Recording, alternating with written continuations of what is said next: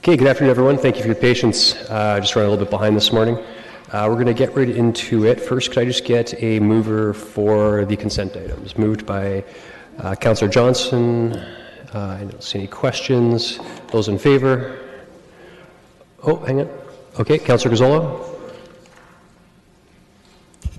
It's on the Environmental Committee recommendations. Is it possible for us to see the details of those requests for grants? Can someone explain that to me?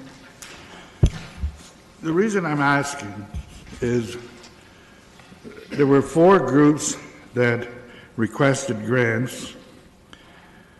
The one group that I'm familiar with that's associated with the Horticultural Society, their request was cut to a quarter of what they wanted. The other 3, and I couldn't find any information about them. I Googled, I couldn't find out who were the principals behind it, who's involved. And all those 3, we gave them more than they requested. To me, I question when people come asking for a grant, and 3 out of 4 cases we give them more than they requested. What is magical about those grants? Because especially in the case that I couldn't find any information about the organizations. Okay, before I go to staff, just a quick, so I can get a quick vote. It's moved by Councillor Gazzola that we move that item out of consent. Those in favor? And opposed? Not opposed. Okay, so the question, Councillor Gazzola, is you want to know who the other grant applicants were? Effectively. Councillor Gazzola. I'm sorry. Sir, could you repeat your question for staff? Well, my question is, are we able to see the grant requests? I just to put it forward, I put forward my question. I won't be supporting it at this time. This comes back in 2 weeks. Because of what I haven't seen, I would like a little more information. So we don't have to hold up things today. If that's available, I will look at it. Okay, I don't see anyone queuing in, so could staff follow up with Councillor Gazzola on this? Who could give me a nod here? Mr. Reedman. So I'm going to ask that you do a recorded vote for that today, okay? Certainly. Through the chair, staff can follow up with Councillor Gazzola on this. Very good. Councillor Chapman on the consent item? It's on the sale of the city-owned property lands. Okay, go ahead. I was just wondering, what the city had in mind for this. Like, is this an opportunity for community space or parkland or?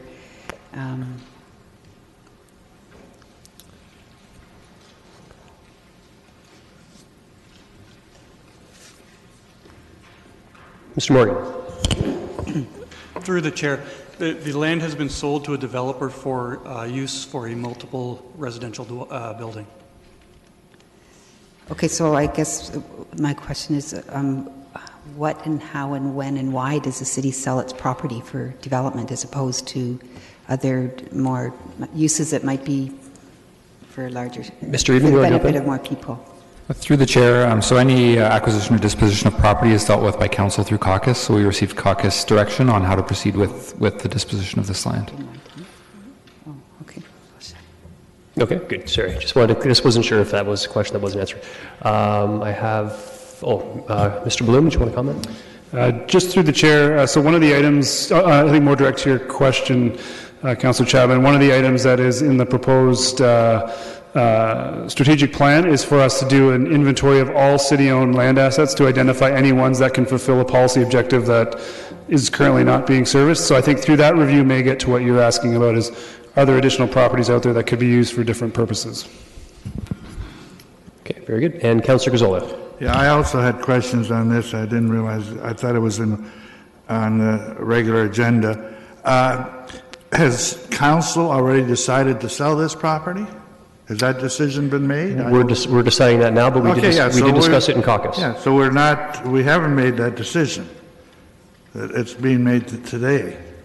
Effectively, yes. Yes, this is yes. Well, it's effectively being made next council meeting, but we're right. Okay, I questioned. I had along the same thoughts. I looked at that. If you look, well, you look at an aerial view of where that is, it's quite a nice property, and I wondered, do we ever consider keeping that for green space?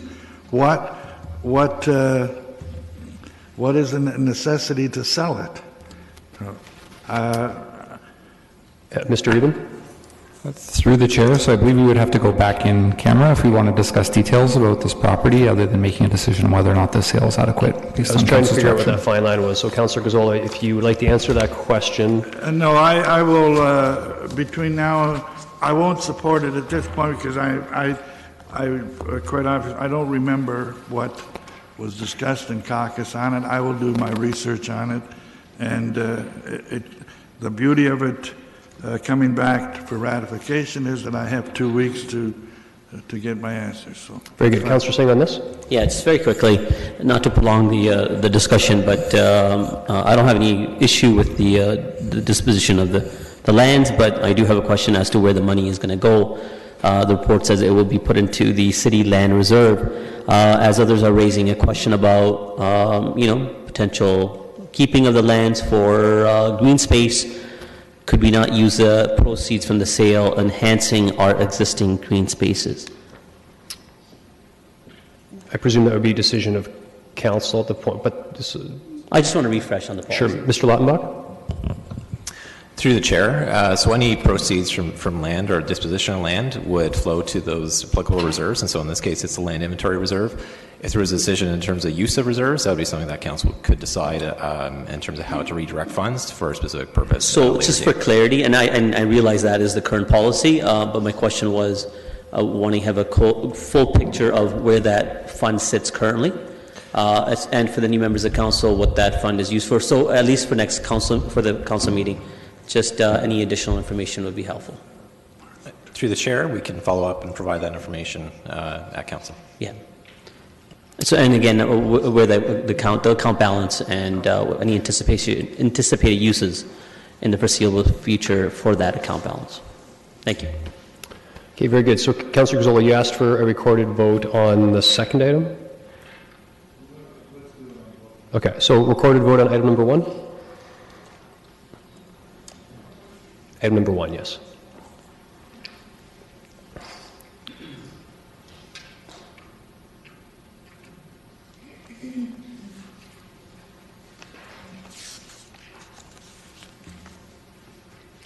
Has everyone voted?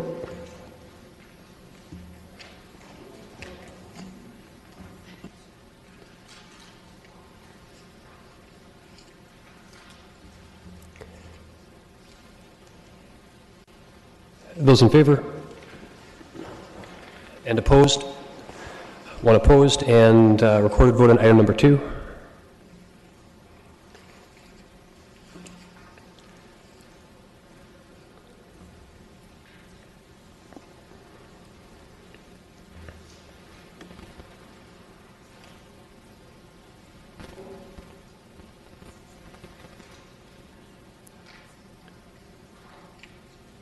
Those in favor?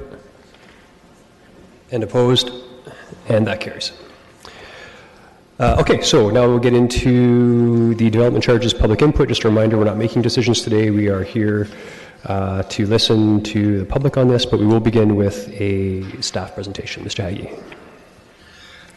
So thank you, Mr. Chair, members of the committee. I'll just be making a few brief comments, and then Mr. Binning from Hemson will be walking through the short presentation slide deck you have before you. He's going to highlight some of the information in the published DC background study and related bylaw. He's also going to provide some context about some legislation that's out on the street right now that could very much change the landscape of development charges and development across the province. You'll notice in the report the rates that are provided on page 2, they're somewhat different from what came forward April 1st to this committee. As far as the rate increase, it's 70%, which is less than around 90% that we were discussing on April 1st. And the three main reasons for that is between April 1st and when we finally published, we had to update. We were close on a lot of our historic service level information, but it wasn't all finalized. We updated that. That reduced some of the historic service level information. So there's some smaller funding envelopes than what we were discussing on April 1st. Second, we revised the timing of some projects and moved things back just for when they could actually be accomplished, and that decreased the rate. And third, we reduced the provisional items in some areas for some services, and that helped reduce the rate. So that's the difference between what we were talking about April 1st and what we're talking about 6 weeks later. And just finally, before Mr. Binning comes, the chair's already pointed out, the main point of this is to hear from stakeholders and get input as to what's out there on the street before our presentation as far as the DC study and the bylaw. And to get feedback. We have already had input sessions with the industry stakeholder. They've been provided opportunities to comment in advance of this. I'd forwarded on some information that I've received to Council middle and late last week. And I'm sure some of those points will be reiterated here today, but that's the point of this meeting. So with that introduction, I'll turn it over to Mr. Binning, and he'll take you through the 10 or so slides that he has. Afternoon.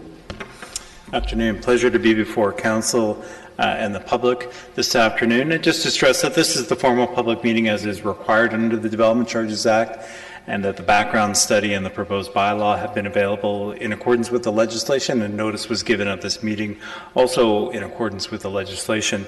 I was before Council back at the beginning of April, where we did a fairly in-depth discussion on development charges, and we held a very similar session with the development industry a few weeks later and received some good input from them, and I'm sure you're going to hear further dialogue from them following my presentation. I'll try to be relatively brief and then be available for questions following the receipt of deputations. This next slide just provides an overview of the study process, and that's structured to be in conformity with the Development Charges Act. As was alluded to, there is some proposed legislation that will potentially impact on the development charge recoveries if passed as proposed, and I'm going to touch on that at the back end of my presentation. Not to get into the details on the schematic, but basically what the Act requires us to do is look at over our planning horizons and say, how much is the municipality going to grow by? And then look at what are the increased capital infrastructure needs associated with meeting the needs of that development. From that, we say, well, what is the capital cost and what share of those capital costs are eligible funding from development charges? And the Development Charges Act today already places a number of restrictions on what we can fund. And we have to take account for a number of different things. One of the most important factors being that we can't establish development charge rates at levels greater than the way in which the municipality has provided the service on average over the last 10 years. What that means is once we have that capital program, when we make all of those reductions from it, we're left with the share of the capital program that is related to development and fundable from development charges. So it's not full cost recovery under development charges even today. And then that cost is allocated a benefit to residential growth, non-residential growth, and we calculate the rates that I'm going to share with you in a moment. And indeed, we have the newly calculated rates that are contained in the background side up on the slide now. I know it's somewhat difficult to read, and I'll just try to provide an overview. The city has been very proactive in terms of looking at the way different portions of the municipality place different demand on services. And you have what we refer to as a suburban or greenfield area charge, and then you have a lowered charge applicable in the central neighborhoods. And you can see within the central neighborhoods, the charge is about 2/3 of the charge that's been calculated in the suburban area. Residentially, the charge is differentiated based on what we refer to as built form or type of dwelling unit. So the first category is that typical ground-related unit of a single or semi-detached unit. It on average has an occupancy of just over 3.5 persons here in Kitchener, and the charge for those units would be $19,648 within the suburban area and $12,331 out in the central neighborhoods. And then the charges are lower for different unit types, reflecting the fact that as we move into medium and higher density, those units tend to have lower number of persons living them on average, and so we apportion a lower share of the cost. So the townhouse units have on average 2.47 persons per unit, and the charge is roughly $14,000 or $13,800 a unit in the suburban area. And then the apartment units have a lower charge again at just under 1.8 persons per unit. And for example, in the central neighborhoods, that charge would be about $6,223. Non-residentially, the charges are calculated and expressed on a gross floor area of building space, a charge per square meter, and in the suburban area that's been calculated at just over $63.79 a square meter, and within the central neighborhoods just shy of $20 a square meter. This next slide is a pie graph that illustrates graphically the charge by the different components for a single detached unit in the suburban area. I've added some coloring on here, and it's for a very specific purpose. We've got non-discounted services, which are in red. Those are predominantly our engineered services, which here is mostly your roads and related infrastructure. But the non-discounted means that under the Act, we can recover 100% of those costs.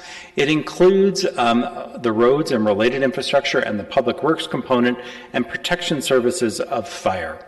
All of the other services are discounted services under the legislation, and we can currently recover 90% of the growth-related cost. And you can see that the largest share is for recreation, outdoor and indoor, which accounts for about 41% of the charge, and then your other discounted services such as parking, library and development-related studies, and a little bit for cemeteries as another 14%. So the combined discounted services is 65% of the charge. The reason I'm distinguishing it that way is when the proposed changes to the Development Charges Act that I'm going to speak to in a moment, if they go through as are proposed, we would no longer be able to fund the discounted services through development charges. That slice, 65% of the pie would be removed, and it's proposed to be in part replaced through a charge under the Planning Act, and I'll come back to that in a few moments. Then, just comparing the charges between what you're currently levying versus what we've calculated now. And as was alluded to, in the suburban area, the charge is increasing by about 70%. We've distinguished between the general services and the engineered services. And the general services is accounting for the most significant share of the cost, almost $6,900 of the $8,000 per unit increase. And the predominant portion of that increase is related to the recreation services, which is a discounted service. So just to keep that in mind for our later discussion. And then the engineering component, the non-discounted services are increasing by about 20% of the charge, over the current charges. And then likewise, we thought it would be just prudent and to reflect the fact that the developers here, as they develop land, they're not subject to just the city charge, but they're also subject to the region's charge. The region is undertaking an update of their study, and I believe the public meeting may have been as recently as last week, or at least the study was released fairly recently. And you can see that the current charge for a single detached unit in the suburban area, both the city and the region's charge, is just over $34,000 a unit. The increases both from the city and from the region as proposed would have that charge increasing by just over $13,000 a unit, or 40% to $47,700 per unit.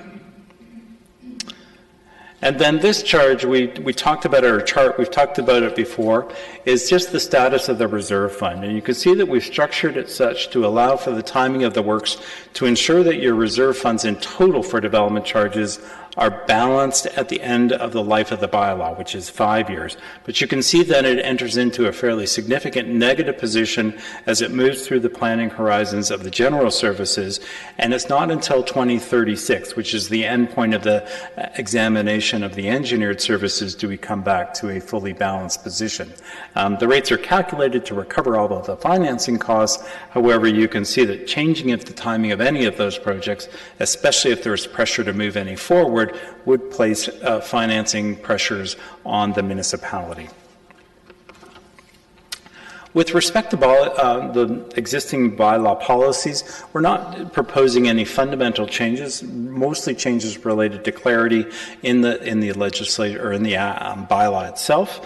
One of the things is Under the Act, existing industrial buildings are allowed to expand up to 50% of their current size. Your current bylaw has the fixed point of determining what the existing size is at 2014. We're proposing to move that to 2019, which really creates a benefit to existing industrial buildings, expands the envelope for them doing expansions.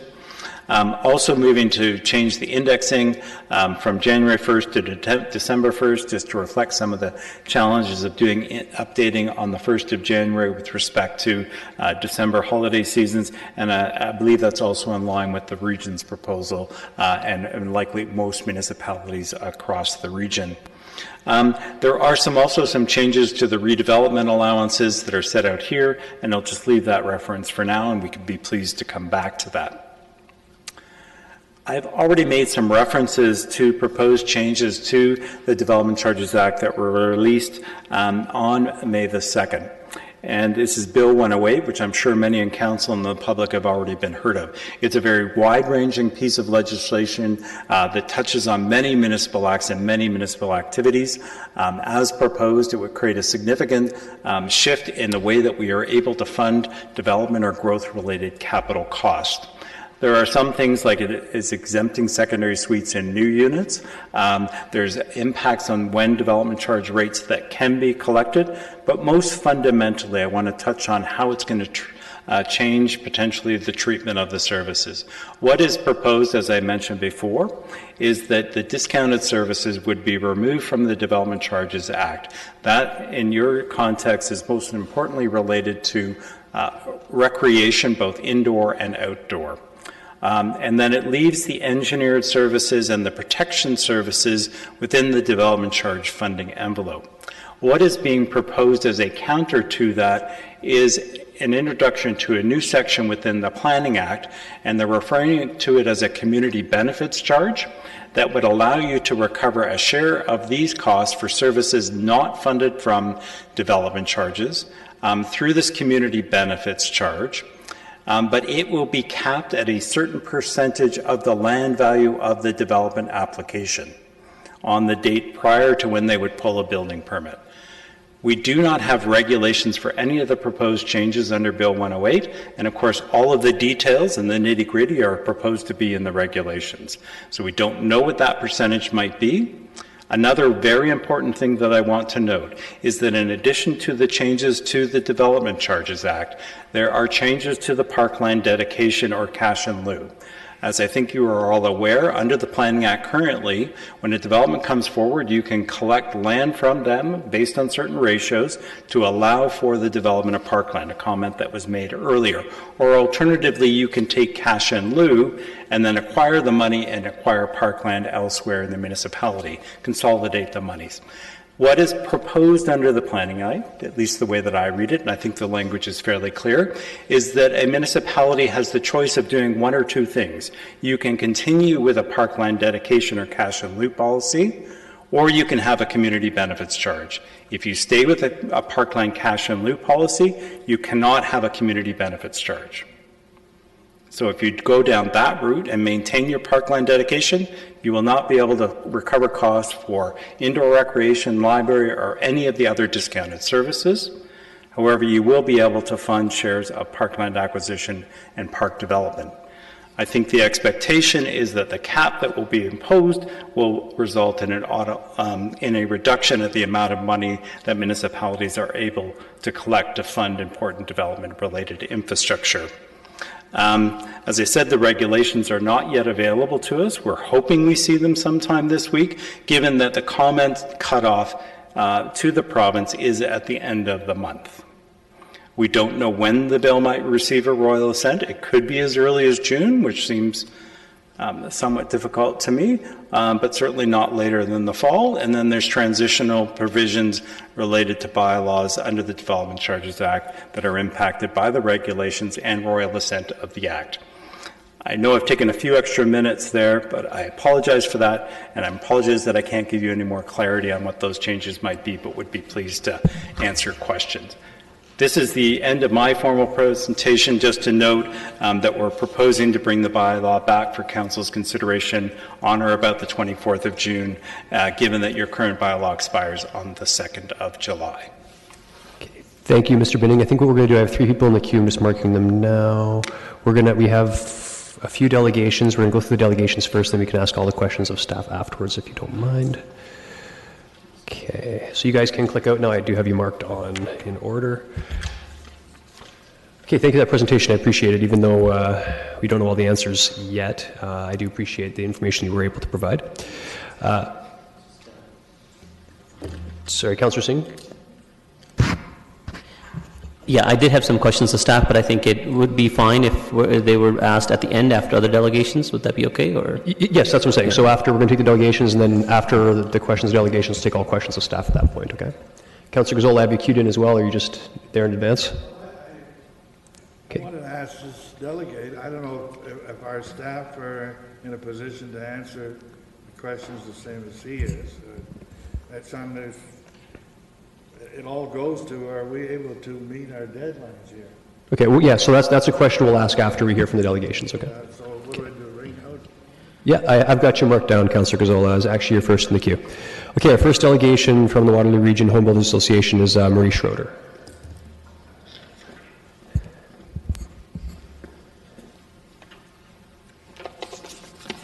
I'm not Marie.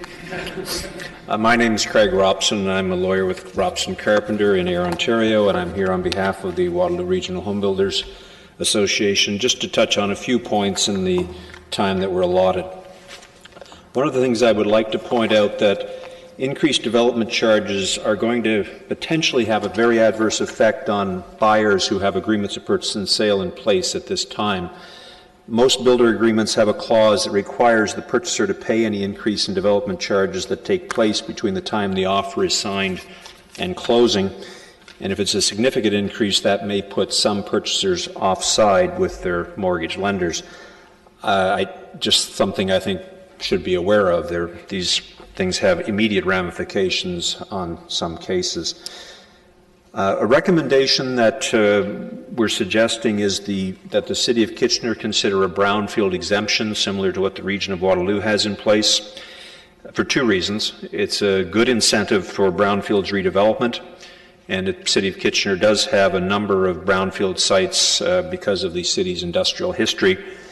And the route of the LRT appears to be going through an area where there may be a lot of redevelopment taking place in the near future as we get down further from Schneider's and out closer to Fairway. There's a lot of old industrial sites out there.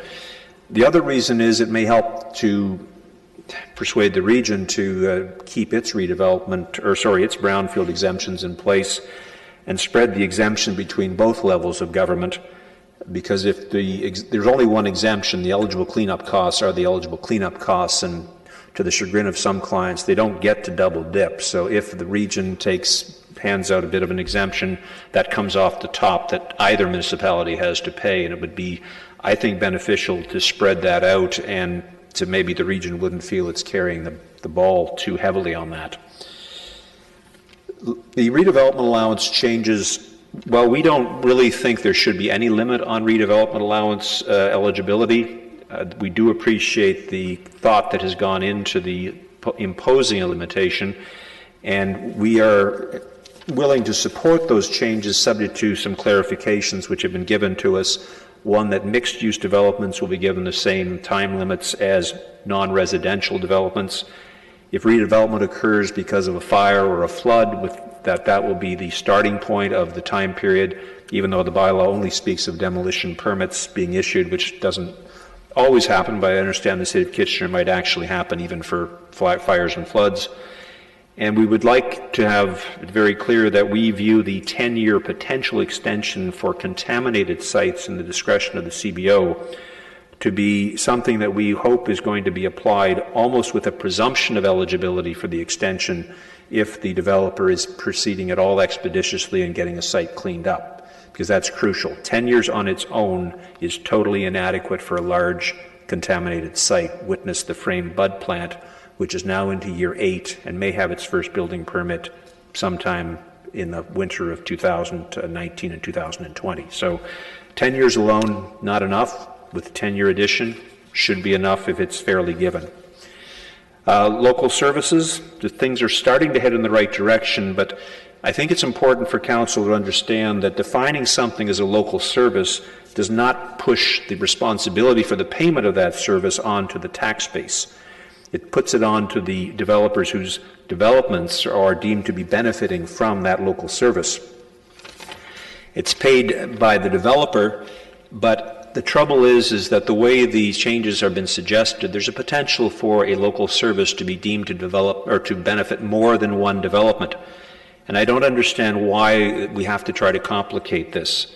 The simple test for local services is if it benefits only one development, it should definitely be a local service. If it benefits more than one development, it should be considered DC eligible. Because when you say something is a local service and the developers have to pay for it directly, if there's two or more developers that are, quote, benefiting from that local service, what happens when they're not both ready to proceed at the same time? There's three potential results. They get together, work it out, come up with a fair cost-sharing agreement, and everything gets done very well and fairly.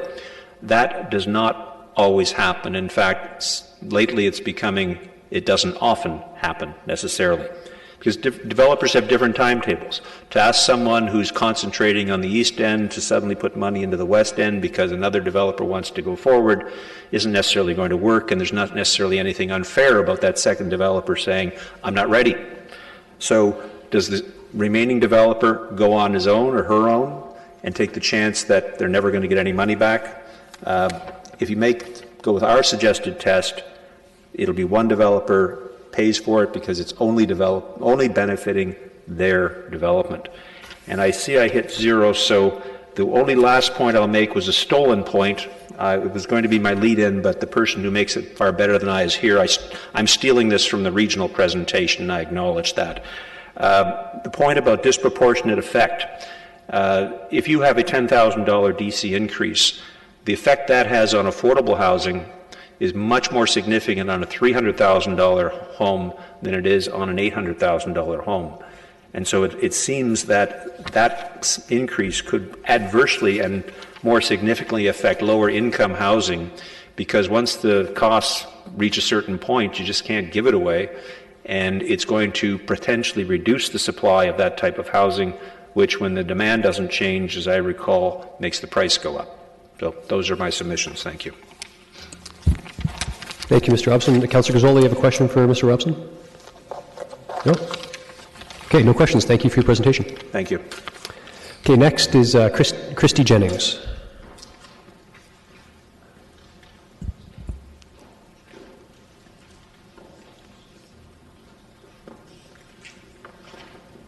Afternoon. Just to remind you, all the delegates, you do have 5 minutes to make your presentation, okay? Thank you. When you're ready. Good afternoon. My name is Christy Jennings from the law firm of Kagan Shastry, and we are counsel to Kitchener Trussler Holdings, Inc. We did submit written comments, and those are on Mr. Paul DeMello's letterhead. Our client has recently acquired several properties in the city of Kitchener and is proceeding with an application for development of these lands. The specific municipal addresses are listed at page 1 of our written submissions. Our client is a member of the Waterloo Region Home Builders Association, and we support the submissions that were just made by them.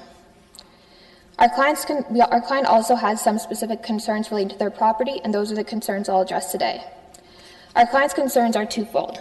First, there's a concern with the general application of the local services guidelines, and second, there's a concern about policy 11.1 in the local services guidelines in particular.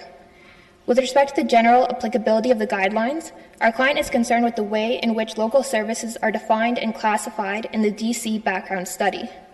Paragraph 1 of the local services guidelines, which is reproduced in our written submission at page 2, reads as follows. The project must be listed in the most current City of Kitchener development charges study. The guidelines then provide that they are to be used to identify infrastructure that is either wholly or partially funded by development charges. Despite the purpose of the guidelines to identify the subject infrastructure, paragraph 1 of the guidelines appears to prevent the city from being able to collect for a project that is not specifically listed in the study. This is very concerning for our client because there are certain projects which are necessary to accommodate growth not only on their lands but also on their neighboring lands, but which have not been listed in this study. This means, under paragraph 1, the city would not be in a position to collect, and the cost would therefore be deemed a local developer cost. The guidelines are an important tool that can help define the scope of eligible projects. However, it is our respectful submission that they cannot be expected to capture every single situation. The mandatory language in paragraph 1, however, does in essence assume that the study has already captured every single situation. Both the scope of the project and whether or not it will accommodate growth on more than one single parcel of land are important and relevant factors that must be considered. The most sensible approach is one that is able to take these factors into consideration. Therefore, our first request is that Council consider amending paragraph 1 to read as follows. The project shall generally be listed in the most current City of Kitchener development charges study, but the city may add projects that are deemed to be development, either wholly or in part development charge eligible and not local services. This language is reproduced at page 4 of our written comments. My client's second concern relates to section 11.1 of the Local Services Guidelines, which reads as follows. Sanitary sewer collector less than 375 millimeters are deemed to be local service and are a direct funding responsibility of the developer. One of the dilemmas that can arise due to this inflexibility was evidenced by a recent exchange our client's consulting engineer had with the city.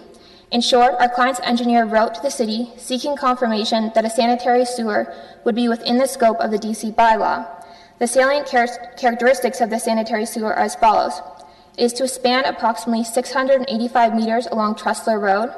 It will not only service our client's land, but will also accommodate growth on neighboring lands to be developed in the future, and it will connect to a municipal pumping station that was funded and constructed as a DC project previously. In response to the engineer's letter, the city responded that due to the size of the sanitary sewer, being 200 millimeters, it did not qualify as DC eligible under section 11.1.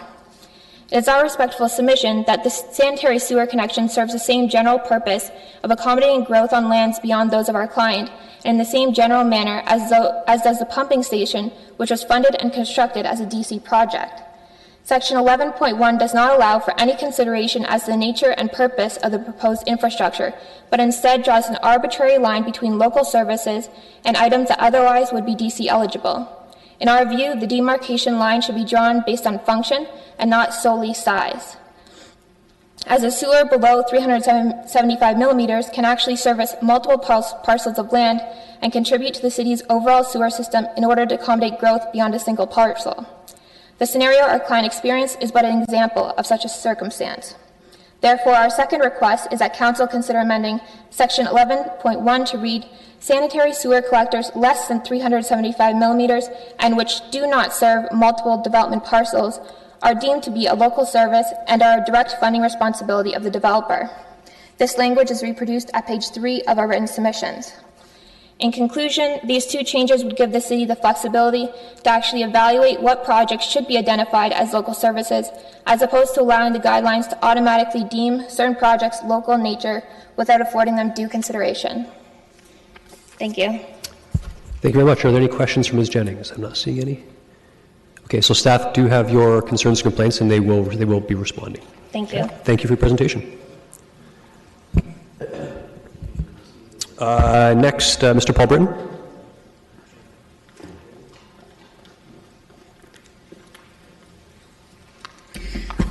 Thank you, Chair Davey and committee. My name is Paul Britton.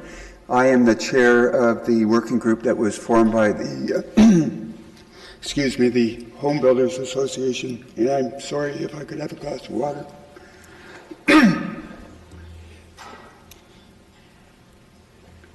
While you're doing that.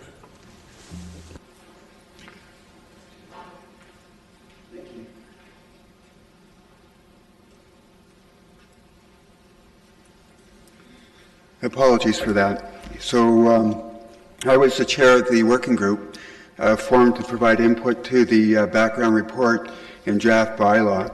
I'm also appearing this afternoon on behalf of clients who have provided more specific input to the bylaw. Needless to say, I participated in all DC reviews since the DC Act, and what is before you is unprecedented in terms of the quantum and the percent increase. And there will be, as Mr. Robson noted, some implications, particularly to offers to purchase that are underway. Our participation historically has always been based on the philosophy that growth should pay for growth. And personally, and on behalf of the industry, we see the DC bylaw as an effective tool to plan for and accommodate the infrastructure necessary for growth. It's a very complex document that you have, and we appreciate as an industry the challenges that this council and other municipalities have with respect to the evolving changes in some of the downloading that's occurring from the province. Having said that, the DC bylaw should not be viewed as the tool to offset some of the downloading that is occurring. Given the time assigned, 8 key matters that we would like your staff to consider in reporting back to you. The first is we are working with staff on cost estimates for engineered infrastructure. The objective is to ensure that the estimates are right. This may very well lead to a minor increase in that aspect of the DC charge, but that's okay because without the pipes, there won't be the revenue necessary for the community infrastructure that, through my review of the document, is being provided up front. Secondly, as Christy has noted, there is concern with the definition of local services. There's concern with the application, and we provide a detailed submission to your staff and intend to take up with staff through a more detailed and focused discussion on some matters of clarification that are required. Third is that the relative priority as DC expenditures will lead to a DC deficit. I think what's happening is the community services are being provided up front, and a lot of the engineered services are being delayed. There will be the need, and it's essential to continue on favorably considering credit for service agreements, because without the hard services, you won't generate the revenue necessary to pay back the fund for the upfront expenditures that you're about to make or are in the process of making. In terms of the background report, there's some critical assumptions that have been made, particularly with respect to community services. The first is that the new services that are being provided are of benefit primarily to new growth. And the second, particularly with respect to the district park and related facilities, is that those facilities will only be required for growth over the next 10 years. It would be my submission that those assumptions should be rethought by staff, and we would ask that staff, in reporting back to you, consider if there's post-period benefit with respect to some of those facilities, and that may go a long way to dealing with any potential phase-in if it's calculated right in the first instance. The fifth point is the development forecast. And what's happened is the growth plan for the Greater Golden Horseshoe requires that infrastructure planning and land use planning be coordinated. It includes detailed growth forecasts. And in my opinion, this background report, as I understand it, is extrapolating or basically saying the 2031 forecast will not be met until 2036. The effect of that assumption is the overall population base has been underestimated, which potentially has resulted in a higher increase in the charge than what would otherwise be required.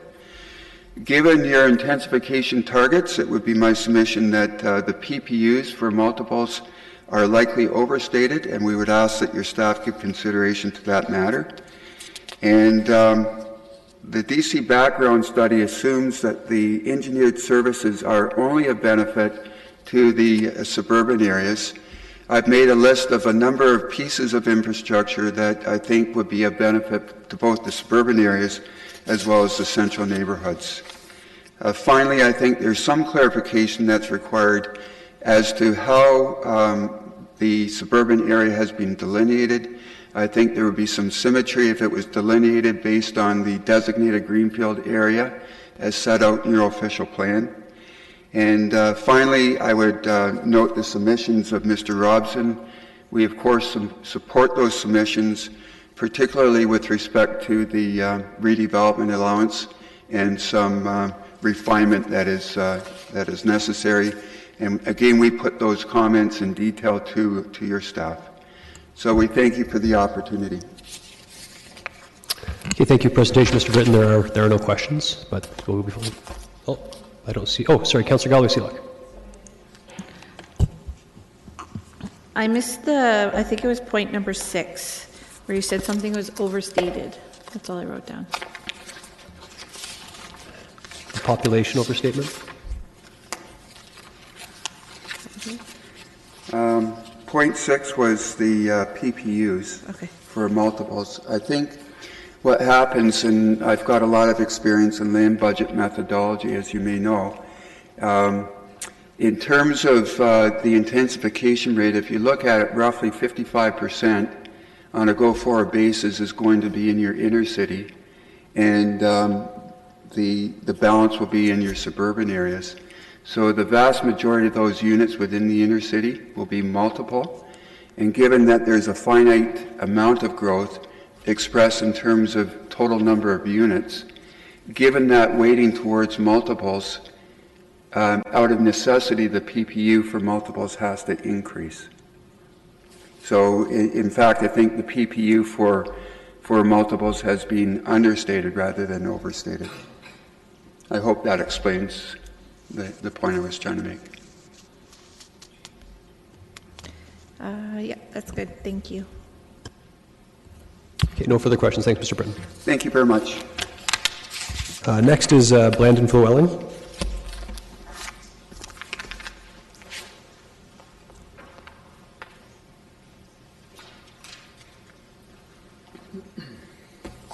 Hi, good afternoon. My name is Brandon Llewellyn. I'm a planning consultant for Huron Creek Developments. I'm here to echo some of the comments we've heard earlier. Huron Creek is a local home builder and developer in Waterloo Region. They are members of the Home Builders Association and certainly in support of the comments from the previous delegation. As Mr. Britton just noted, the rate increase is really unprecedented, and it's a very significant increase. 70% in the suburban area and 104% in the central neighborhoods. The concern with this is increases of this magnitude are just not, they're not supportive of affordability. The fact is these costs do get passed on to the end consumer, and we certainly know that affordability is a concern, and the sort of the quantitative, as I was mentioned earlier, it's much different at the lower price points than perhaps at the higher price points. So we want council to be very aware of that point. The council direction provided previously in this process was to look at the maximum rate scenario, and again we're looking at rate increases of over $8,000 for a suburban home and over $6,300 in the central areas. These increases are passed on to the end consumer and are quite significant. As noted in the consultant's presentation, the regional DCs are also increasing. And the number was showing that we could be looking at approximately $47,000 per unit in development charges, again, which gets passed on to the end consumer. There's also concern about the provincial changes in Bill 108 and ultimately what that is going to look like. We know changes are coming. We know the DC bylaw needs to be updated because there's an end date to it, but it's difficult to make this change when you know there's provincial changes on the horizon. If there's an opportunity to look at something of an interim bylaw, interim DC bylaw to wait till those provincial changes are fully announced and the regulations provided, that's something that we think council should consider. Those are my submissions on behalf of Huron Creek, but I'd be happy to answer any questions. Very good. Thank you. Councillor Singh? Yes, just briefly, thank you for your presentation, and I do believe I agree with most of your assessments that you made. One thing that you pointed out is any increases will be passed on to the end user. Our consultant is saying somewhat differently, and that's being portrayed that ultimately it's the developer that will have to incur that cost. It will not increase the cost of affordability for a homeowner with DC charges going up and the rates as being proposed. Do you want to comment on that? Because it's contradictory to what we're being told by our consultant.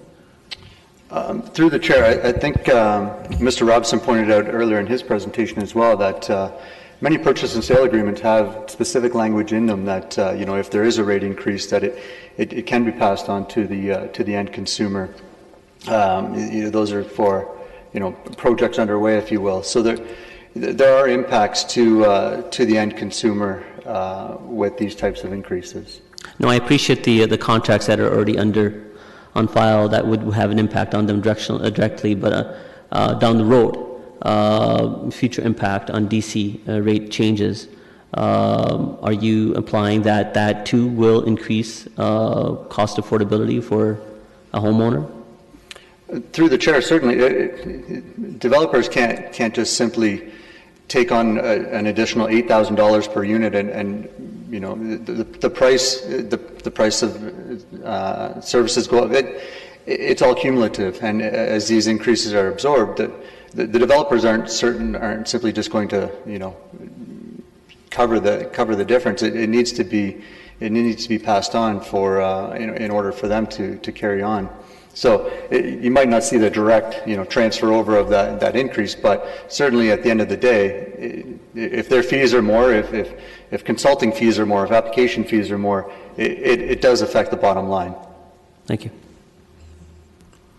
Thank you. No further questions. Thanks for your presentation. Appreciate it. Thank you. Next is Heather Campbell.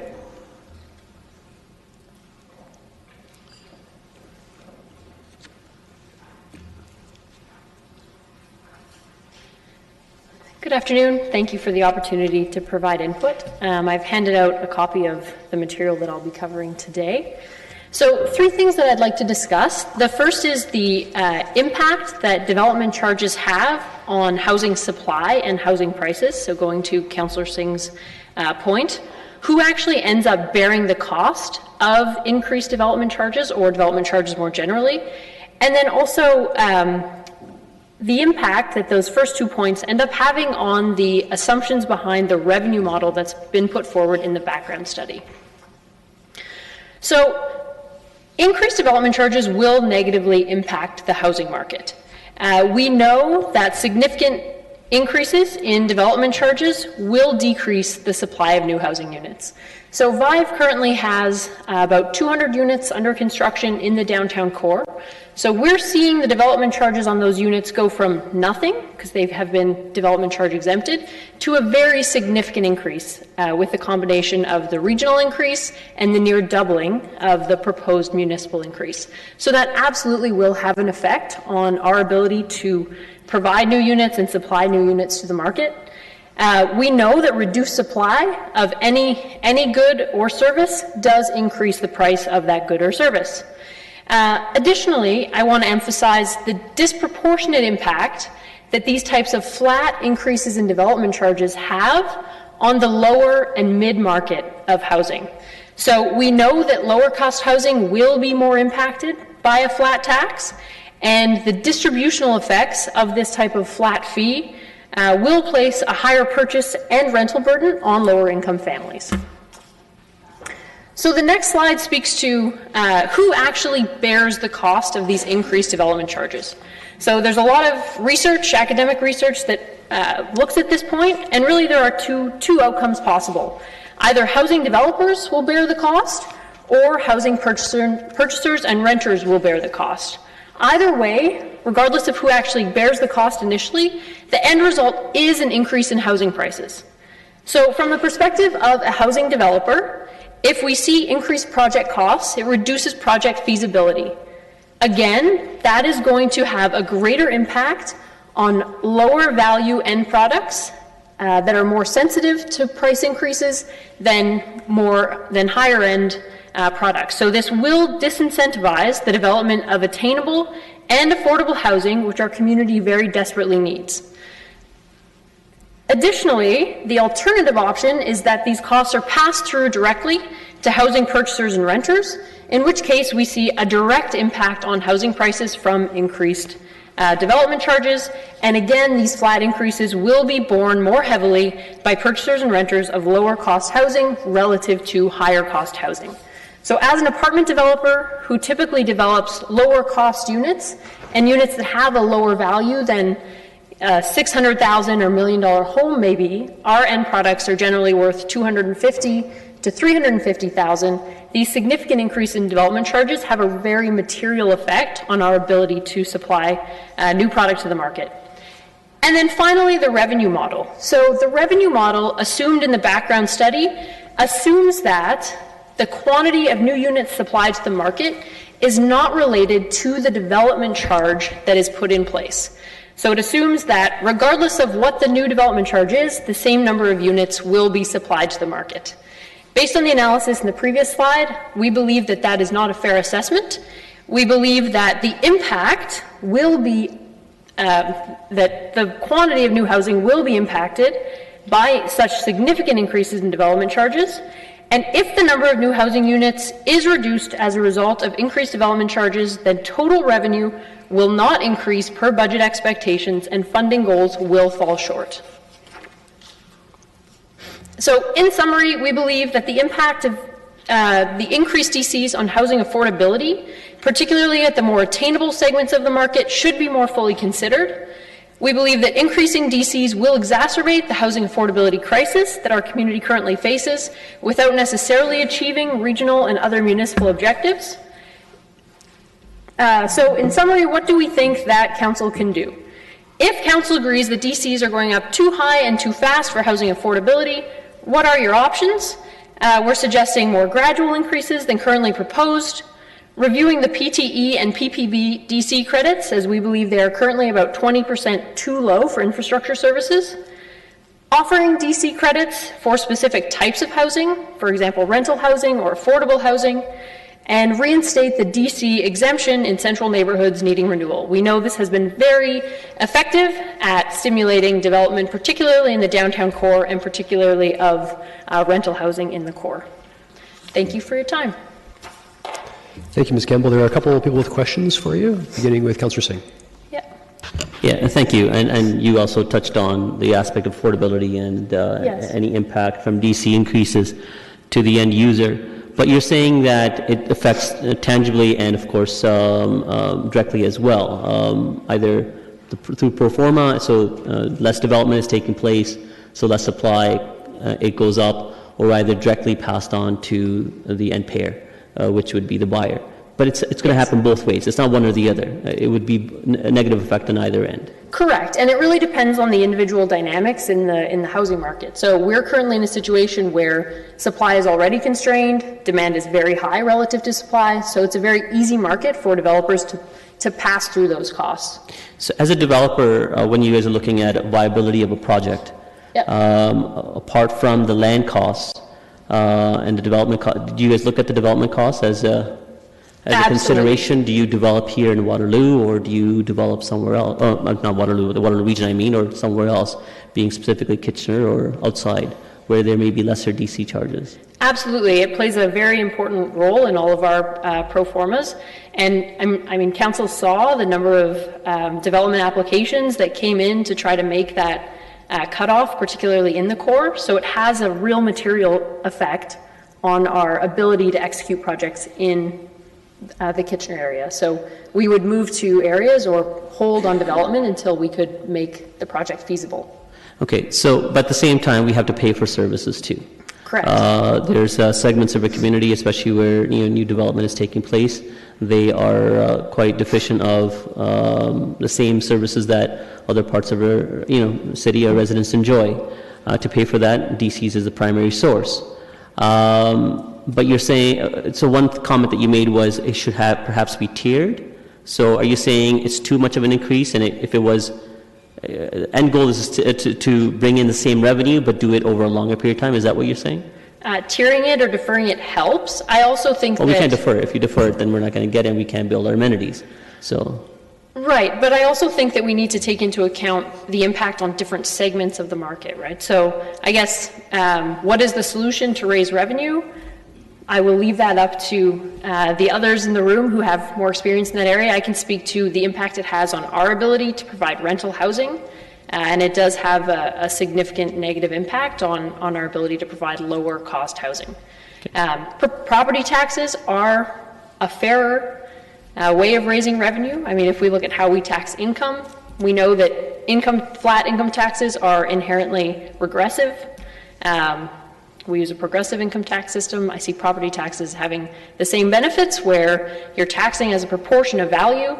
So those with higher value homes pay their fair share relative to putting undue burden on lower value renters or housing products. Okay, fair enough. Thank you.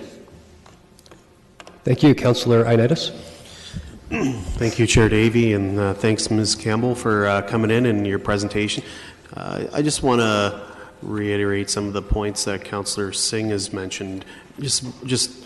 I agree with a lot of the comments that you've made, but overall, like your Vive and previously, your firm's been doing construction in this region for about 10 years now or so, roughly, give or take. Yeah, Vive's been around for three years, but yes, partners have been involved in the region for about 10.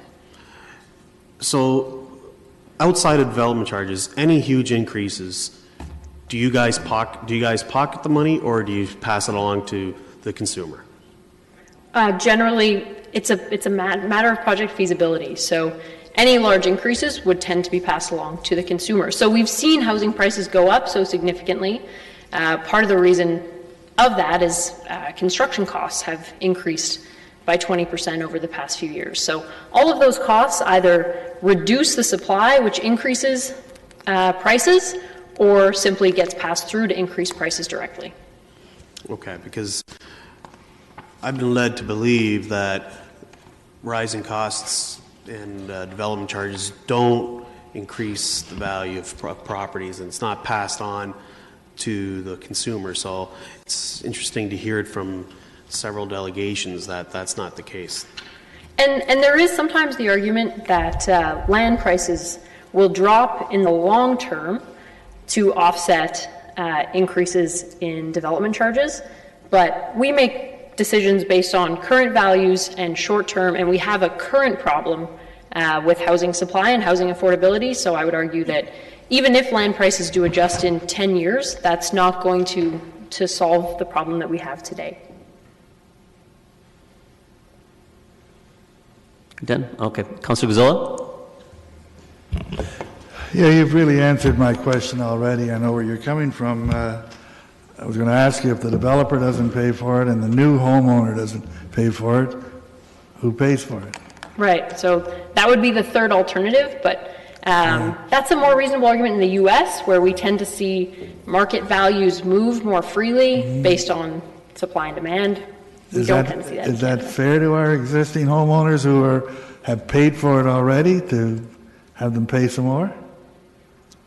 Well, I mean, arguably, if you think it's going to be passed through to current landowners, is that fair to our existing? No, it's going to be passed into new people that come into our community to join our club, and the people that are in the club already have paid their dues. You want to come into you have to pay your dues. So that's. And I guess that would be a political position as opposed to something that I can comment on. Otherwise, it goes to all the taxpayers. Fair. Now, we're led to believe, we've been discussing this, and we're led to believe that these changes in development charges really have little or very little impact on future home sales. So we're hearing two different stories now, that in fact that things will change drastically if we don't change our views on it. So. Well, and I guess it's also a matter of a discussion of the average, right? Typically, if we're talking about home prices not being significantly impacted, the $3,000 increase on a $600,000 home represents a much more significant proportion of value than a $3,000 increase on a $300,000 home. So maybe it's not significant if we look at the averages. I would argue that it still is, but perhaps that is where some of those supporting assumptions that you're hearing from the consultant are coming from. But I would say it's important. I would like to better understand how that assumption was arrived at, that increases do not affect the housing market. I guess the other alternative, and I'd like to answer this, is that we could look at what we plan to do in order to bring the new parts of our community up to the old parts of the community, is we could decide not to do all these new recreational facilities and whatnot. That's another alternative. Would you recommend that? I would say, again, that's not my position. All I am here to speak to is the impact that the proposed changes will have on our business model and abilities to supply housing. Okay. Thank you. Thank you. Thank you. One left, Councillor Marsh. Thank you, Ms. Campbell, for...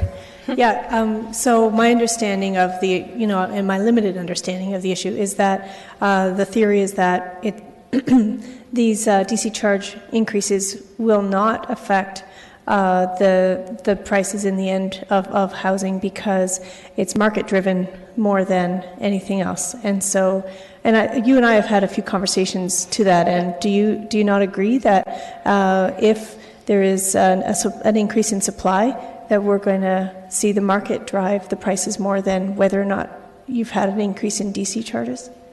For sure. I would say it is market driven, but if the increase in DCs is so significant that it's reducing supply and reducing new supply, right. Then it's I don't see how else the impact could move. I see. Move through the market. There's like maybe a point after which it affects it. Yes, and we're already supply constrained in housing, particularly lower cost housing. But that's only beneficial to providers of housing at this point. Well, it's not, because if our costs are going up and prices are going up, our performance right now are very tight. Margins are not significant, which is why we have such a tight housing supply. Okay, thank you. Yeah, thank you. Okay, no further questions. Thanks for your presentation. Thank you. Last is Ms. Hannah Damgala.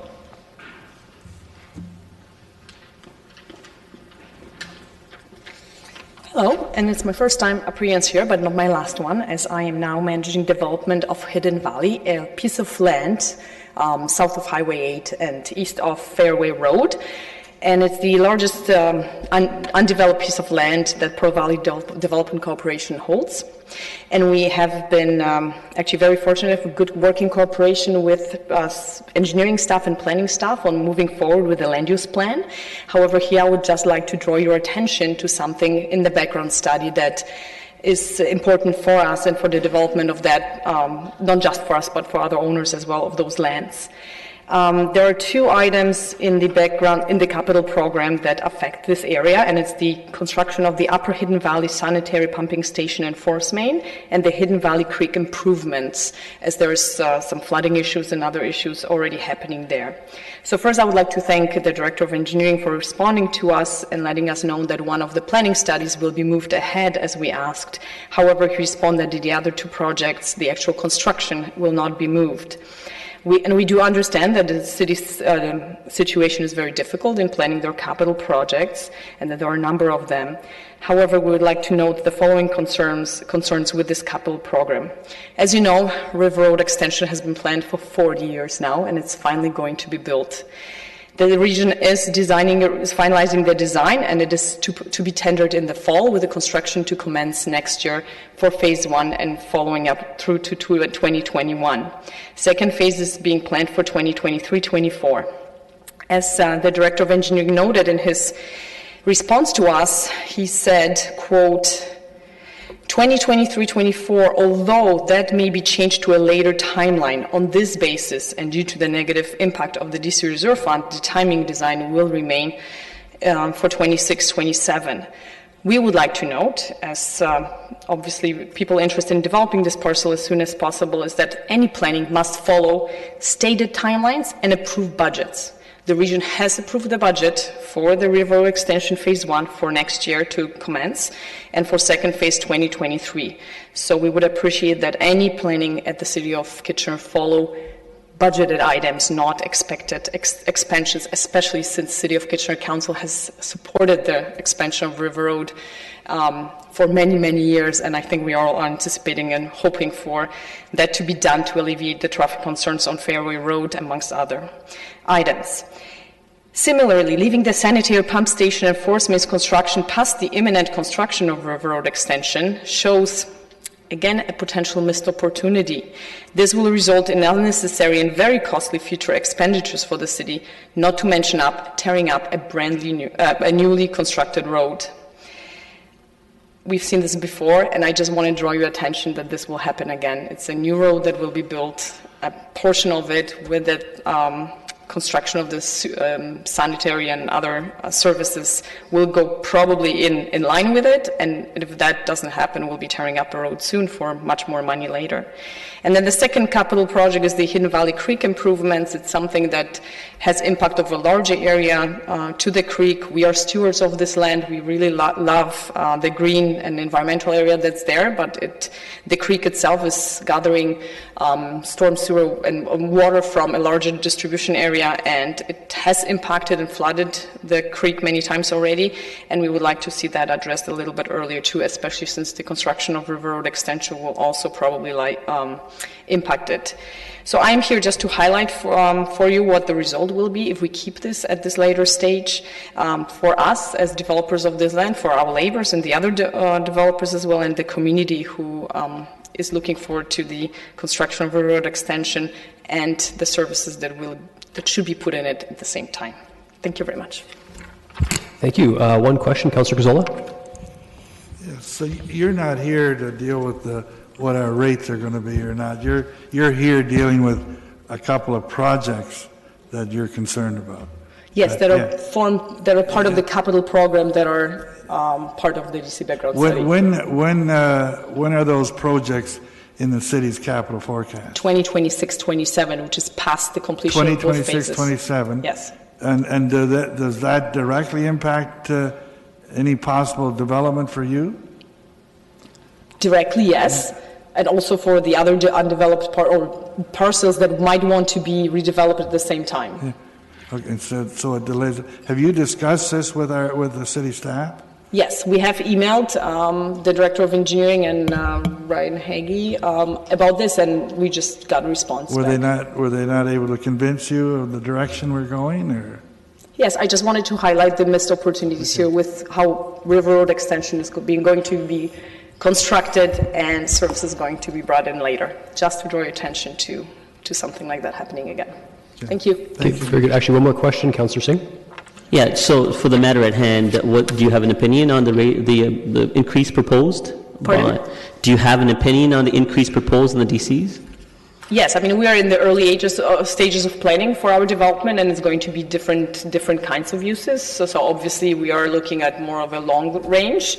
Any increases are of concern. However, I'm just saying that there might be even much more increases if we don't build the services in the road at the same time, because the cost later to tear up the road and to do everything else will be significantly more too. Okay, all right. We can clarify that with staff. Thank you. Okay, very good. No further questions. Thanks for your presentation. Appreciate it. Okay, now if you wanted to queue back in for questions with staff, there are no further delegations. I have Councillor Gazzola first. It is. My concern is with the timelines that we have and with the possible changing thoughts coming out of Toronto. Do we have any options? Can we defer our renewal of bylaw? Is there anything we can do? Or do we have to keep moving ahead? Mr. Hagee. Through the chair, no, if we don't have a bylaw in place when our current one expires, we cannot collect development charges. So we need to approve something. We can't collect any development charges. Correct. So we need to put a new bylaw in to now once we put a new bylaw into place and a lot of the rules change, can we then produce a new bylaw? Can we change our bylaw, or do we have to wait the 5-year period? So through the chair, there's no requirement to wait 5 years. It's a maximum of 5 years. Yeah. So we could turn around and redo it, but I believe we have to redo the whole thing. We can't just, like pick a window and just say we only want to open up this little bit. Yeah, I was going to add that. You have to do the whole study over again and the implications, and of course the province would pay for us to do that. I'll take that as sarcasm. Thank you. Okay, next, Councillor Galloway-Seelock. Yes, I just wanted to go over what you were talking about with regards to the parkland dedication and what it was that or something else with regards to the new potential rules. Spinning? Yes, just to clarify, under the proposed Bill 108, it makes changes both to the Development Charges Act and to the Planning Act. And so if they go through as proposed, currently under the Planning Act, municipalities are allowed to collect for parkland dedication or cash in lieu under a Planning Act provision. And you have to have a bylaw in place to do that. You can continue with that practice. However, if you want to implement a bylaw under the new provisions, proposed provisions of the Planning Act for the community benefits charge, which will fund things like your recreation complexes and the development of the parkland currently done through development charges, then you can't have both the parkland dedication bylaw and a community benefits charge bylaw. That's no good. Sorry, Mr. Reedman, do you want to add? Through the chair, so if I could just clarify a little further, our interpretation of the proposed legislation is for infill projects, not subdivision planning. So the 5% for subdivisions of land would still apply.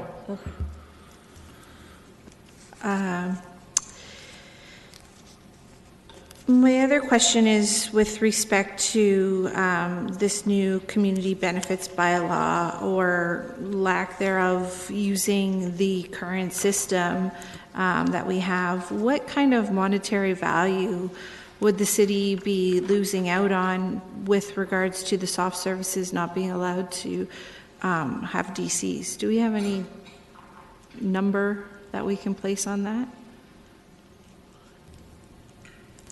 Mr. Bennett, you can stay clicked in. Actually, you both can. There's room. Go ahead. Through the chair, at this time, until we have the regulations that provides us with the percentage of the land value that will form the cap of the community benefits charge, we're not in a position to estimate what the differential will be in the recovery under the current development charge framework. And my last question is, have we or are we going to put any comments in with regards to this new community benefits bylaw? Is that something staff have done or are planning on doing? Through the chair, I believe it's being headed by planning or development services. We are going to be making a submission for all of Bill 108, not just the components that you've talked about. And are we going to be able to have any input on that, or is it going to be staff driven? Mr. Reedman. Through the chair, so that is the plan. As was mentioned previously, some of the details haven't been provided yet, so it's difficult to give a fulsome response at this point in time, but our plan is to try and bring something forward to the May 27th council meeting. Okay. Thank you. That's all my questions. Very good. Councillor Johnson. Yes, thank you, through Chair Davey. My questions are for Mr. Binning. And I was wondering, you gave some rates for your 2019 calculated rates. I was wondering if you had one for what the condo rate would be, or is that included under apartment multiples and duplexes? Yes, through the chair. The rates are independent of the type of ownership. So whether something is freehold or condominium, it's a function of the built form as opposed to the ownership. So if it's a condominium apartment, it would attract the apartment rate. If it's a condominium townhouse, it would attract the townhouse rate. Okay, so there's no separate rate then for builders that are building specific rental units then? That's not separated out? That's correct. Through the chair, it's once again a function of the built form. One of the other things I didn't get to in the proposed Bill 108, which is important, is one is that the development charge rates will be set at the time of the application, which is well earlier than the process, and then collected at the issuance of the building permit. But also for certain classes of development, virtually all non-residential, purpose-built rental, and affordable housing, the payment of the development charges will be in 6 installments. The first of which is at occupancy of the unit, and then the next 5 on anniversaries after that. So effectively, it's spread out over 6 years from occupancy of the purpose-built rentals, which should work better within their pro formas. So if I can paraphrase then, so if developers are building specific rental affordable housing, then those development charges are put off until the units are occupied, and then for 5 years following that on the anniversary?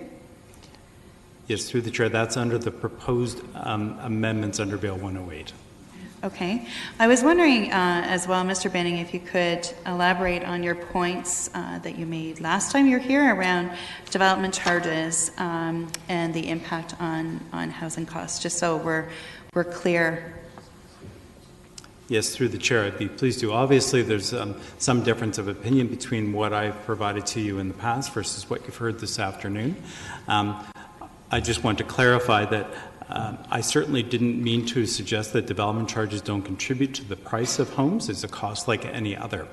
What the evidence has shown and what the studies have shown in jurisdictions such as Mississauga, Toronto, Vancouver, recognizing that they're somewhat different here than Kitchener-Waterloo, but I would not say fundamentally so, have shown that it's the market that establishes the price of homes, not so much the inputs.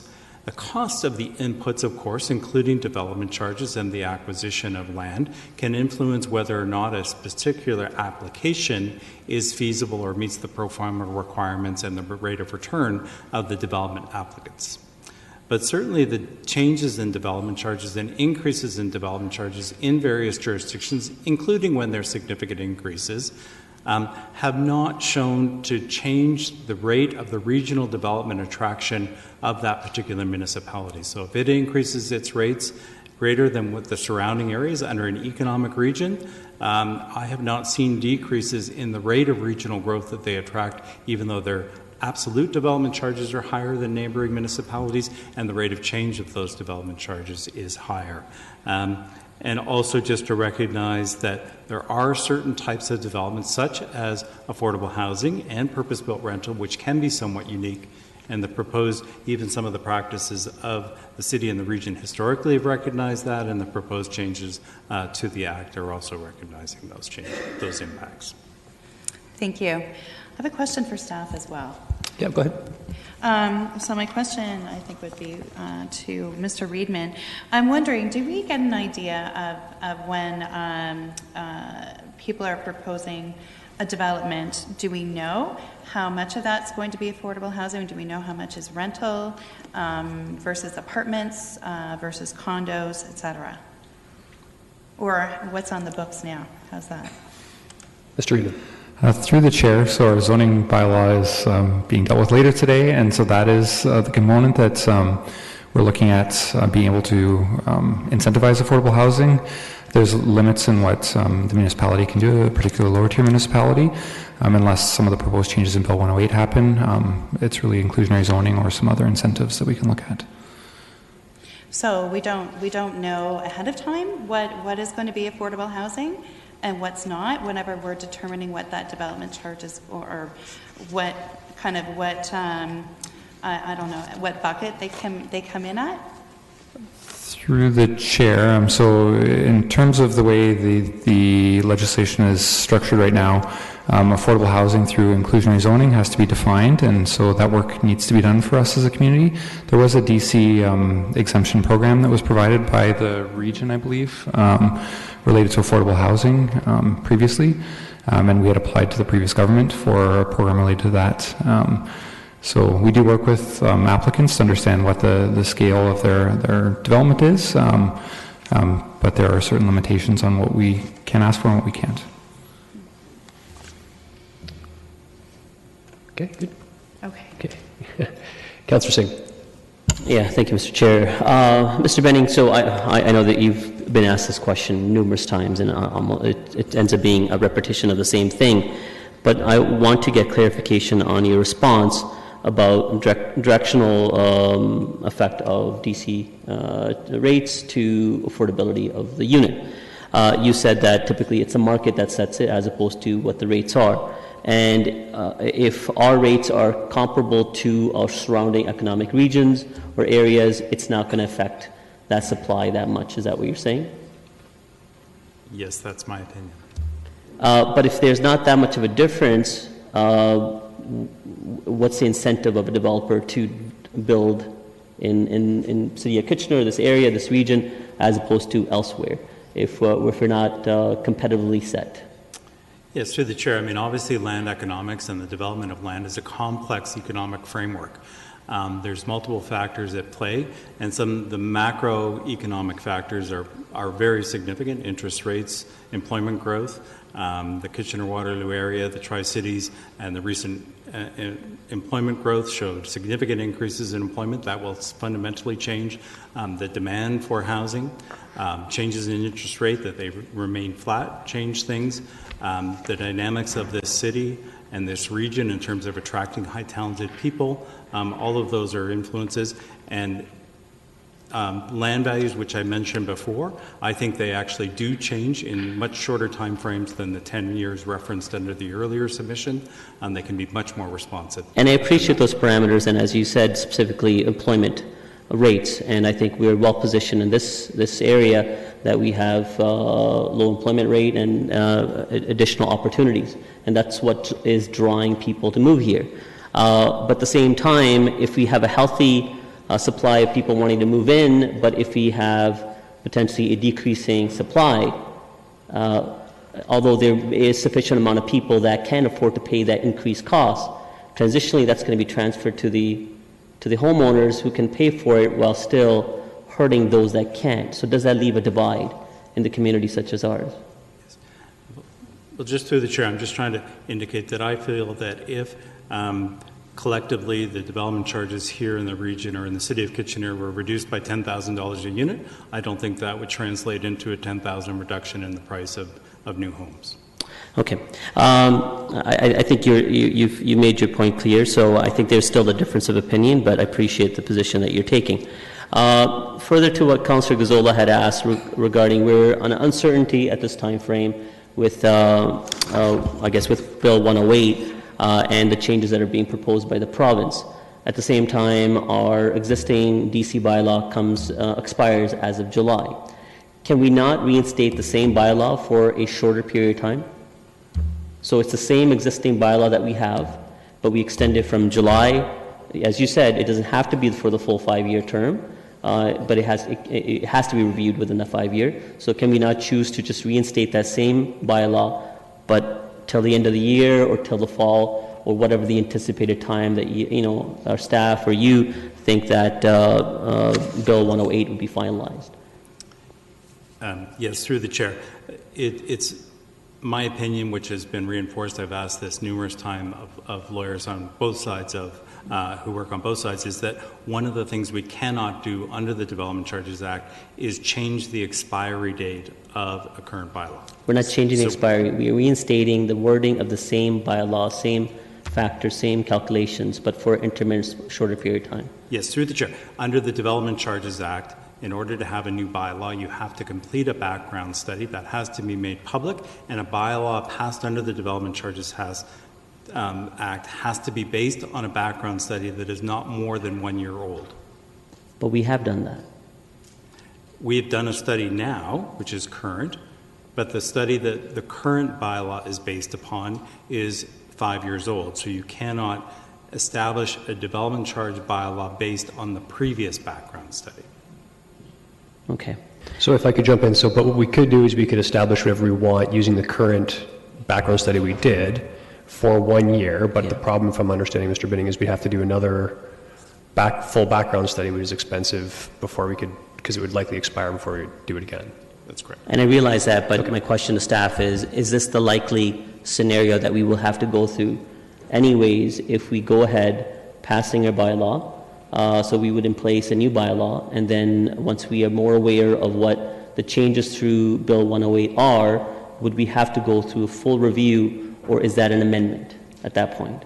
Yes, through the chair, the way that I read the transitional provisions of Bill 108 as it relates to a development charge bylaw is that a bylaw that is existing at the time Royal Assent is received, and we're hoping that this new bylaw was in place, that when there'll be a prescribed date within that bylaw, at which time the discounted services can no longer be recovered for under that bylaw. So approximately 55% of the residential charges relate to discounted. There will be in the rules that say that for a period of time, the current bylaw continues. When the 97 Act was introduced, they gave us 2 years to come into conformity with that.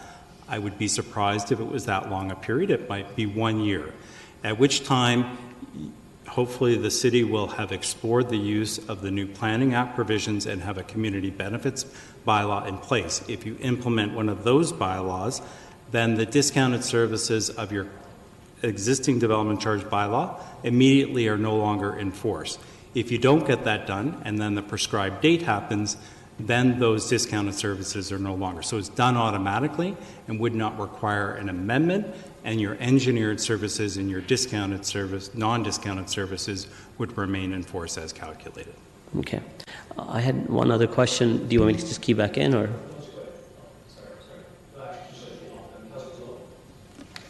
Sorry, Councillor Zola, go ahead. Yeah, I just want to, for Mr. Hagee first, we discussed this back in March, was it? We talked about rates in April. Or was it April? But we didn't make any decisions. You just put forward some ideas, some figures, and the council didn't approve anything. Correct. The nature of that report was, we're seeing a large rate increase. Do you want to go out at a large one, 50% or 25%? We got direction to go at the max. That's right. Okay. But now you've stated you've improved on what you brought to us then, and there were 3 changes. I just want to try to understand the impact or more details on those 3 changes. Sure. The first one was dealing with current levels, right? Correct. And that's just a mathematical thing that you had to revalue what the current levels are, and you had to make adjustments for that, right? Correct. We looked at the price per square foot that we had at one point. We refined it a bit, and that dropped the historic surplus. So there are no decisions made there. That's pretty much straightforward. Absolutely. Okay. The second thing you said that you increased some general provisions. The second point was we looked at the timing of some specific projects, because we had just assumed that they would be. We hadn't refined exactly when we were going to slot in specific projects. So the dollar amounts for those projects remain generally unchanged, but the timing of them pushed back. So you moved them around. Right. Now, can you provide council with that information? Is there a lot of information? Were there a lot of things moved around? No, it was more about coming out of the leisure facilities master plan information that we got and the priorities that were confirmed on the same day. We looked at the timing of those projects and slotted them in. I was just interested of what was the dollar impact of those changes that allowed you to come in with a different bottom line rate? So we didn't change the dollar amount of any specific project. It was just the timing of them. Yeah. Yes. Okay. So those were the 3 changes? Those were the 2. The third one was, as you had mentioned, the provisional amounts. Yeah. So we had provisional amounts, you may recall, for indoor recreation, outdoor recreation, believe fire. So just general provisions. Correct. So they were within the heart, the caps, or that we calculated through the historic service levels, and those were reduced in order to. Okay. Again, I was wondering what that impact of those reductions were and how much those brought down. If you were able to provide us with that easily. Okay. Sure. Yeah. I'd like to go to Mr. Benning, or maybe together. Your second to last schedule talked about 3 changes. I'm just trying to understand, and Mr. Hagee, you referred to them too, I think, in your report. Yes. Like changing the the date from January the 1st to December the 1st, does that cost us anything? Does that cost anybody anything? It would cost developers, the rate changes 1 month earlier. Yeah. I don't know the difference of how many people are coming in at November 30th versus December 31st. So it's I imagine moving that's it fairly forward small. 1 month? Yes. As opposed to moving it back 11? We're inflating the rate 1 month earlier. Okay, so there is a cost to the developer? Yes. Right, okay. Potentially. And the first one was industrial buildings. There was an allowance that we're increasing, right? So the legislation says you can expand an existing industrial building by up to 50% and pay nothing in development charges. We had that snapshotted at 2014. Now we're saying that the existing industrial building is not what it was in 2014. It's what it is in 2019. So that's a benefit. So does that cost anybody anything?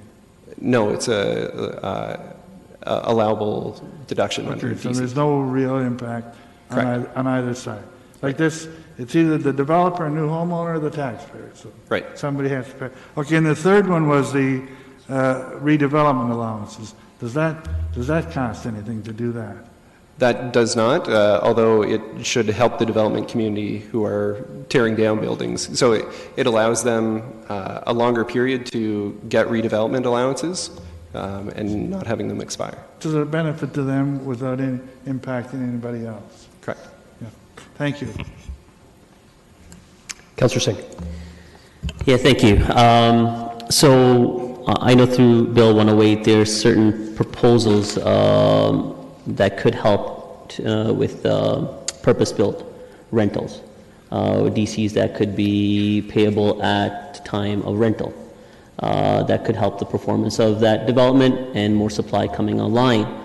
If rate increases as proposed are inevitable, could we still, or have we looked at other tools to still remain as a competitive market to ensure that we meet our intensification and growth targets, and at the same time ensuring that we have an increasing supply of housing?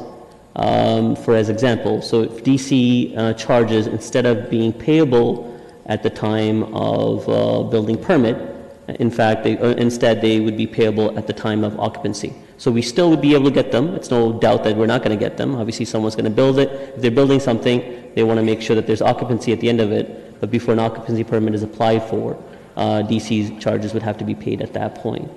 Is that an avenue that we could use?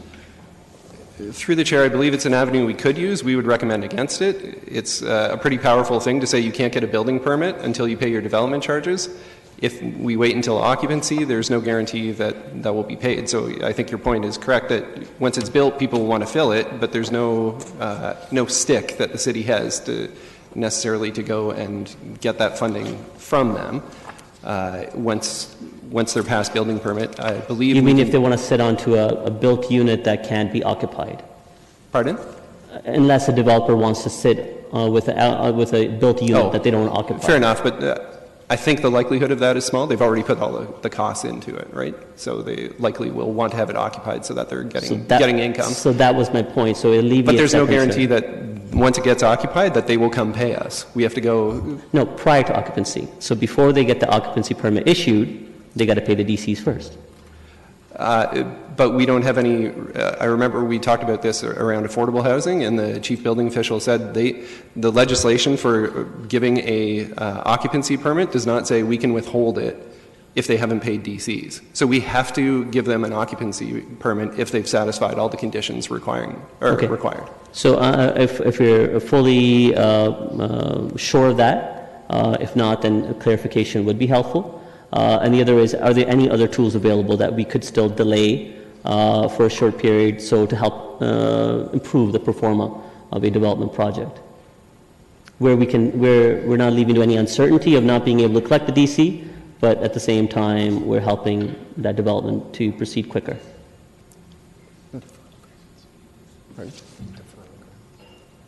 Oh. So Mr. Binning's pointing out we could enter into deferral agreements, but we have to do that on a one-by-one basis. I believe we had that discussion in April. that if we wanted to do something like that, we couldn't just have a blanket policy for it. We would actually have to have every one of those agreements come back to council and be approved. Okay, getting that confirmation from the building department would be helpful too, if we are sure, or that has already been clarified. That I recall it from when we had the discussion about affordable housing, that he clarified it at that point. Okay.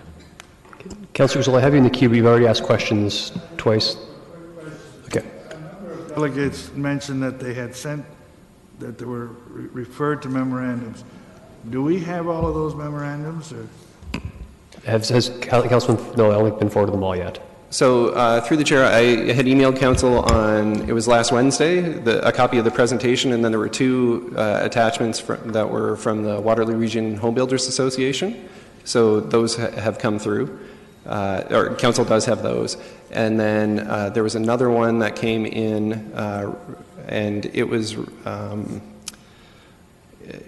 was sent by clerks from Miss Saunderson. She had provided, and it's one of the pieces of information that was presented here today. So we have them all of the ones that spoke today.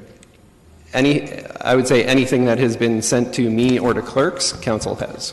That doesn't mean that everybody has sent everything to you. Thank you. Okay, thank you. I just have a couple questions and we're done with this item. I just need some clarification again on the provincial direction, the parkland dedication. I recall that's a 5% for the lot area. What was the community benefit portion that we can take out of DCs now? Do you know what the percentage of that is again? Yes, through the chair. As I said, we're waiting on regulations, and obviously this requires some interpretation. So in terms of the impact on the parkland dedication, I may need to caucus with staff just to make sure that we're looking at it in a similar way. The community benefits charge, though, however, would currently allow you to fund any service other than those that are fundable from development charges. There may be some prescribed through regulation that aren't eligible, but that could include parkland acquisition and development, if that was the question. Okay, I see Mr. Lautenbach in the queue as well. Through the chair, just in addition to Mr. Binning's comments, in terms of the community benefit charge, as he's indicated, we're waiting for the regulations to come out, and once they do come out, our plan is to provide what that impact might be in terms of the municipality in comparison to what's in DCs right now and what it would be under the community benefit charge. Now, we are planning to bring back information as indicated by Mr. Reedman on the May 27th meeting, and so we're hopeful that we'll have more information at that time that we can share. Okay, I appreciate that. There are no further questions. So can I get a mover for this item? It's just recommending that this be the public meeting, so there's nothing really tied to it. Moved by Councillor Marsh. I saw some hesitation. Does anyone have any comments at all? No, okay, Councillor Singh. Thank you, Mr. Chair. It's been a long day. I'll try to be brief as possible. I just simply want to encourage the staff to be mindful of the comments received through our development community.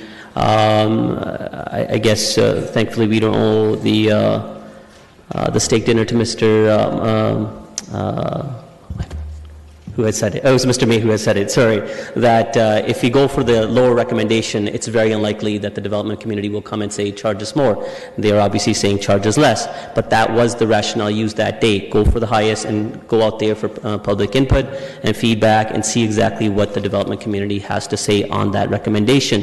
It's quite clear that they have a differing view from our staff and our consultant that any changes or the changes as prescribed through the recommendation will have a direct, tangible, and tangible effect on housing prices in our city, and at the same time supply that will ultimately not only affect those that can easily afford to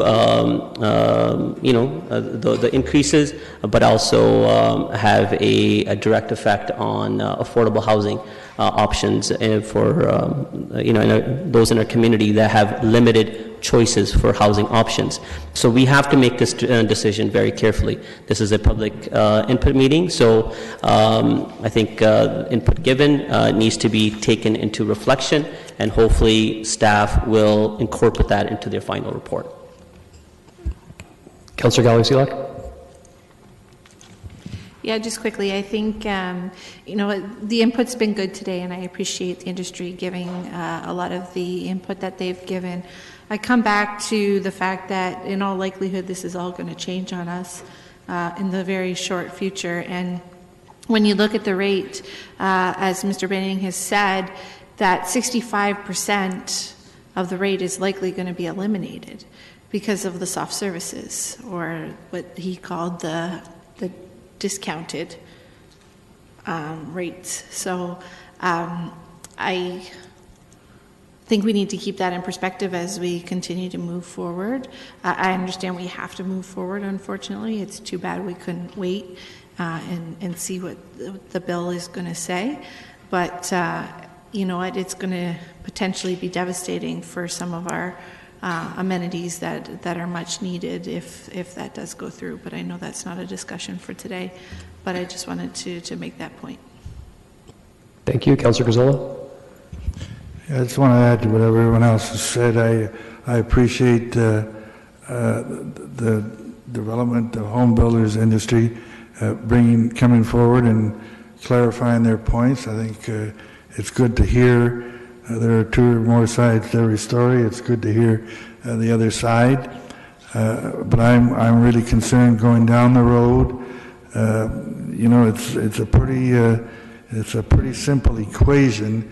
Either we continue to collect our development charges as we have in the past and we move forward, or the impact will affect our taxpayers. And there are so many other things that are being downloaded to us that if on top of this, the only other possible answer is we have a lot of things on the drawing board, and those things are going to have to be postponed, delayed, or maybe even canceled. And that's not the direction we want to move in.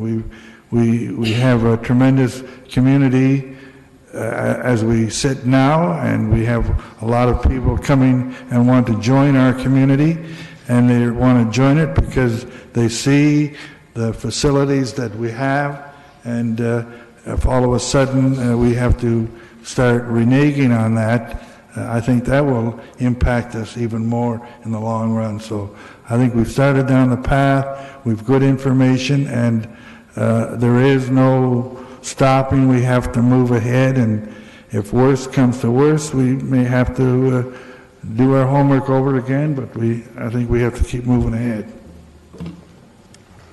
Councillor Ioannidis? Thank you, Chair Davey. It was good to have the industry out here and some other members of the public to come and discuss about development charges. And I think we need still just to keep in perspective all the initiatives that we are doing here at the City of Kitchener, and we're looking at having our economic development strategy with the Make It Kitchener 2.0. We're looking at we're lobbying the feds in the province on a continuous basis for having high-speed rail, which again, if successful, that will have a significant impact on land values and demand and everything else. So on one end of the spectrum, we're asking for all these things, and then on the other end is we're asking the people that supply the product to take on all the burden. Well, if they're going to take on all the burden and everything else and take all the risks and everything else, which they already are, and not make any profit, they have to make some profit. Why build? Why build?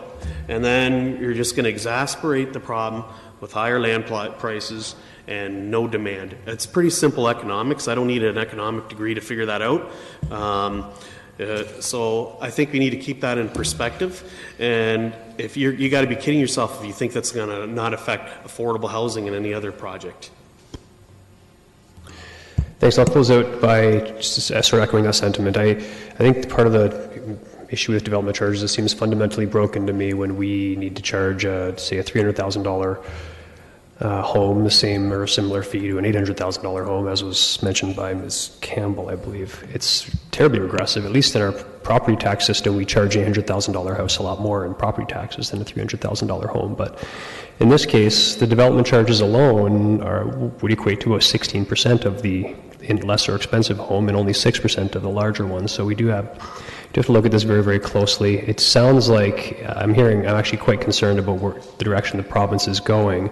But the only part that gave me a bit of hope was, I believe Mr. Binning mentioned that they are looking at possibly assigning some DCs based on the final valuation of the properties, which would account for that progressive nature a little bit. So fingers crossed that they get it right. Some of this will definitely be moot as we go through the process, but that's sort of the new reality of late. Anyway, pardon me, who moved this? Councillor Marsh moved this. Those in favor?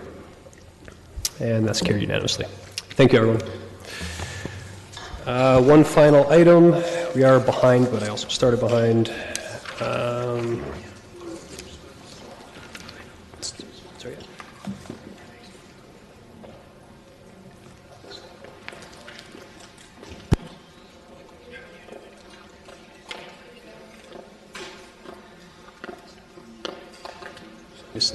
Yep, no, I appreciate it. We got to get through this. I don't think we can defer till afterwards. So there is no staff presentation on this, so I would actually look for a mover and move into discussion. Councillor Galloway, Seelock, I have you in the queue. Yeah, I'll move it, but I have a couple questions. Please, go ahead. I'm looking over there. I think it's going to be for one of you guys, but I wanted to know, with regards to Woodside, how old is the current artificial turf?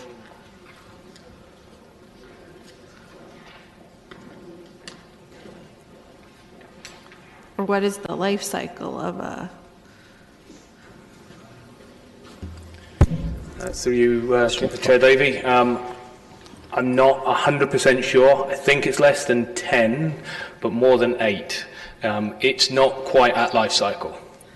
Okay, so potentially it could hold off for a little while longer. Like, what are the advantages of putting a new artificial turf in if it's not at its end of life cycle? Just because we have money? So, through you, Councillor Chair Davey, sorry, I'm getting the wrong chairs. The reason we put this one forward is it's showing wear much quicker than we had anticipated it showing, and our nervousness is that it will meet life cycle before it's due. And as we've gone through the Leisure Facilities Master Plan, that becomes an increasingly critical resource as we're starting to transfer some of our resources over. And so this seemed like an opportune time to get ahead of the curve and seek some funds to get ahead of the curve and replace that turf before it got to the point where we have to replace it. It's a little. We are talking about replacing it sometime within the next 3 to 5 years, regardless. So it's not like it's a long way off. It's just aging a bit quicker than we had anticipated. Right. I guess that's where some of my concern comes in. One of my other questions is with regards to 91 Moore. I read the report, and I'm just wondering. I thought all that money was supposed to come from the cemetery's budget. Is that? I thought when it came forward for us to take on that building, that all of it was going to come out of the cemetery's budget. So the specifics of the project that's put forward is something that's been sketched out very much by my colleagues in facilities management. But the need for work is to improve it as a building which is currently tenanted, and to make it a more efficient and effective resource for us as a tenanted building. Over time, that building will get to a position where it's bringing in revenue which is offsetting the cost. But there is certainly a bold body of work that needs to be done sooner rather than later, and so that was what this is really addressing. Okay, so why can't that come out of the cemetery's budget? Why is it coming out of federal gas tax? So cemeteries doesn't have capacity for those sorts of costs within its operating budget. Mr. May, do you want to add? Yeah, through you, Mr. Chair, when the proposal was put forward, we indicated to Council that there may be an opportunity to work with the provincial government to use some of the perpetual care funds that we have in cemeteries. The last time I received an update, which was some time ago, was that the response that we received from the province was that we could not use that for the full amount. When we told Council that this was a risk, we also indicated if we weren't successful with the province, we'd have to find alternative funding. I'm not going to sit here and try and take away any projects, even though I think Woodside Park could be delayed a couple of years. I'm not going to do that today, but I'm just want to, can I make a point? And then I won't make a comment. My point is we have the Huron Natural Area, which you guys aren't surprised to hear me say, but it has had a master plan since 2001, and it needs money, and we can't get it to a place where we have $7 million that we could potentially spend, which could potentially do some of the work that is needed there. And instead, I'm not saying all these projects aren't worth, updating or doing, or we would have to do them anyways. It's just so frustrating that we can't get that project to where it needs to be, so that when this funding becomes available, that we can actually utilize it for that purpose potentially. And so I just raise that as an extreme frustration that I have with this process with the federal gas tax funding. I'm happy that we got additional dollars. Maybe it'll free up some dollars down the road. But I guess that's just the point I wanted to make. Thank you. Thank you. There are 3 people in the queue. I'd ask everyone to be succinct if they could. Councillor Singh. Yeah, I'll try. No, this is really good news. I think that we have access to these unexpected monies, and I think some gratitude and thank you should be extended to the federal government seeing the foresight in wanting to increase and give us some additional relief to the municipalities. But I think similar to what Councillor Galloway-Seelock has said, although we're trying to endeavor to achieve improvements to our facilities where it would have been difficult to do so or challenging to incorporate that within our tax base or through capital management, some community dialogue of some very unexpected monies would have been an added advantage. One of the items that is allowed is for recreation. And although we are addressing some of that through this list, but so as a question first before I carry on with my comment, our parks, neighborhood parks, could they be incorporated through the gas tax? Yes, they can. So, and that's something that has had a deficiency, or that does have a deficiency for a long time. And I appreciate Councillor Galloway-Seelock has pinpointed the natural Huron area, but so are many other parts of our community in our parks, our playgrounds that require updates that wouldn't otherwise for a very long time. Is there not capacity still to do that? Could some of these items not still be depreciated into the capital forecast? Some of it through the gas tax, the money, the additional monies, but the rest of it through again the way it would have been paid for anyways, so that we can address our neighborhood parks and as well as some other important areas in all of our respective wards that do need that special care that wouldn't otherwise, where there's a challenge to find that monies. I'll leave that to staff to answer that, whoever the appropriate person is. Mr. Lautenbach? Through the chair, the additional $7 million that we received from the federal government, part of the criteria and what they're looking for was projects that could be advanced fairly quickly. And so you'll see the list that's in front of you are projects that staff have gone away and brought back items that can either be started in 2019 or early in 2020. We did have a discussion regarding a number of priorities. Obviously, the focus being on somewhat within recreation, that we're addressing our facilities and some of the other pieces. I know parks was an area that was discussed, but given that there are strategies underway related to some of our parks-related infrastructure, we didn't feel that timing lines up at this point to be able to proceed now with it, but do expect that once that strategy is complete, that we'll be coming back to the budget process and allocating funding to see it implemented. But would it be fair? So that's fine. We're trying to capitalize on the timing, and so our hands are tied per se. But again, a lot of these works would have had to have, as I already said from my earlier comment, would have had to have been paid for in a different avenue. So that alleviates that pressure there. So could we not reorient some of that later on projects, or that monies for that, towards some of the various things I already said that are important to each of our wards? Mr. Lautenbach. Through the chair, so I would suggest that because we are being given additional funding, that it will free up some capacity. Essentially we are advancing some work that we would expect to see through the capital forecast, but the budget will be that avenue to have that discussion and look at what funding is available. So I appreciate that. That's great. I don't want just these comments to be left there just as that.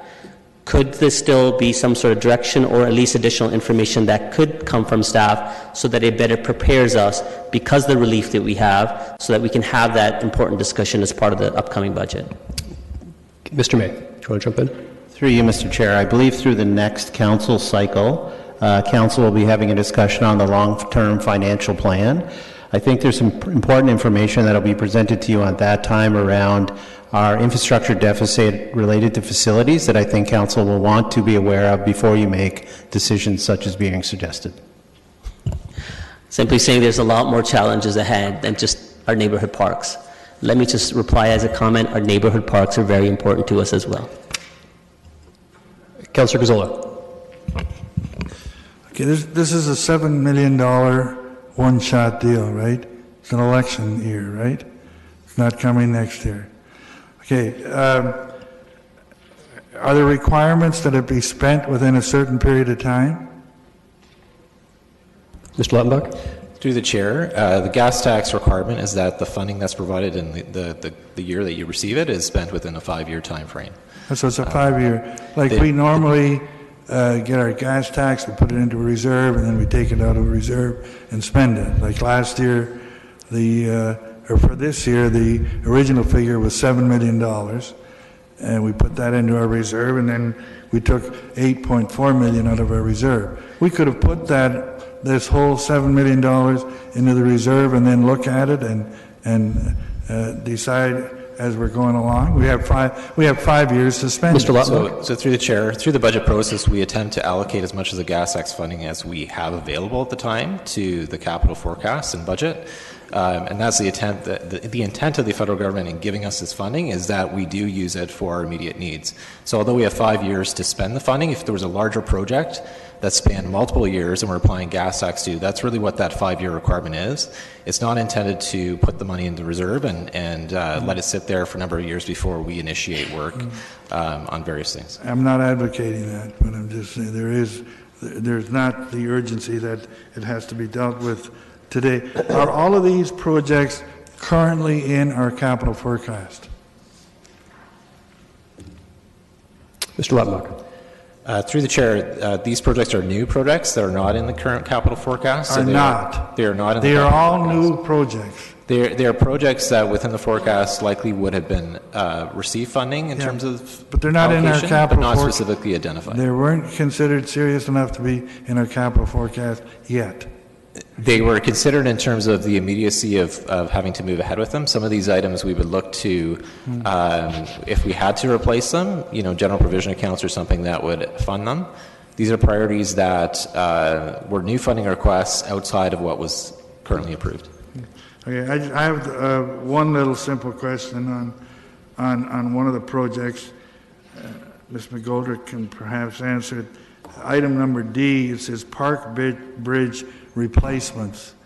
There's a little bridge, unsafe bridge in Wilson area that floods over all the time. That's dangerous, and I've brought it up several times.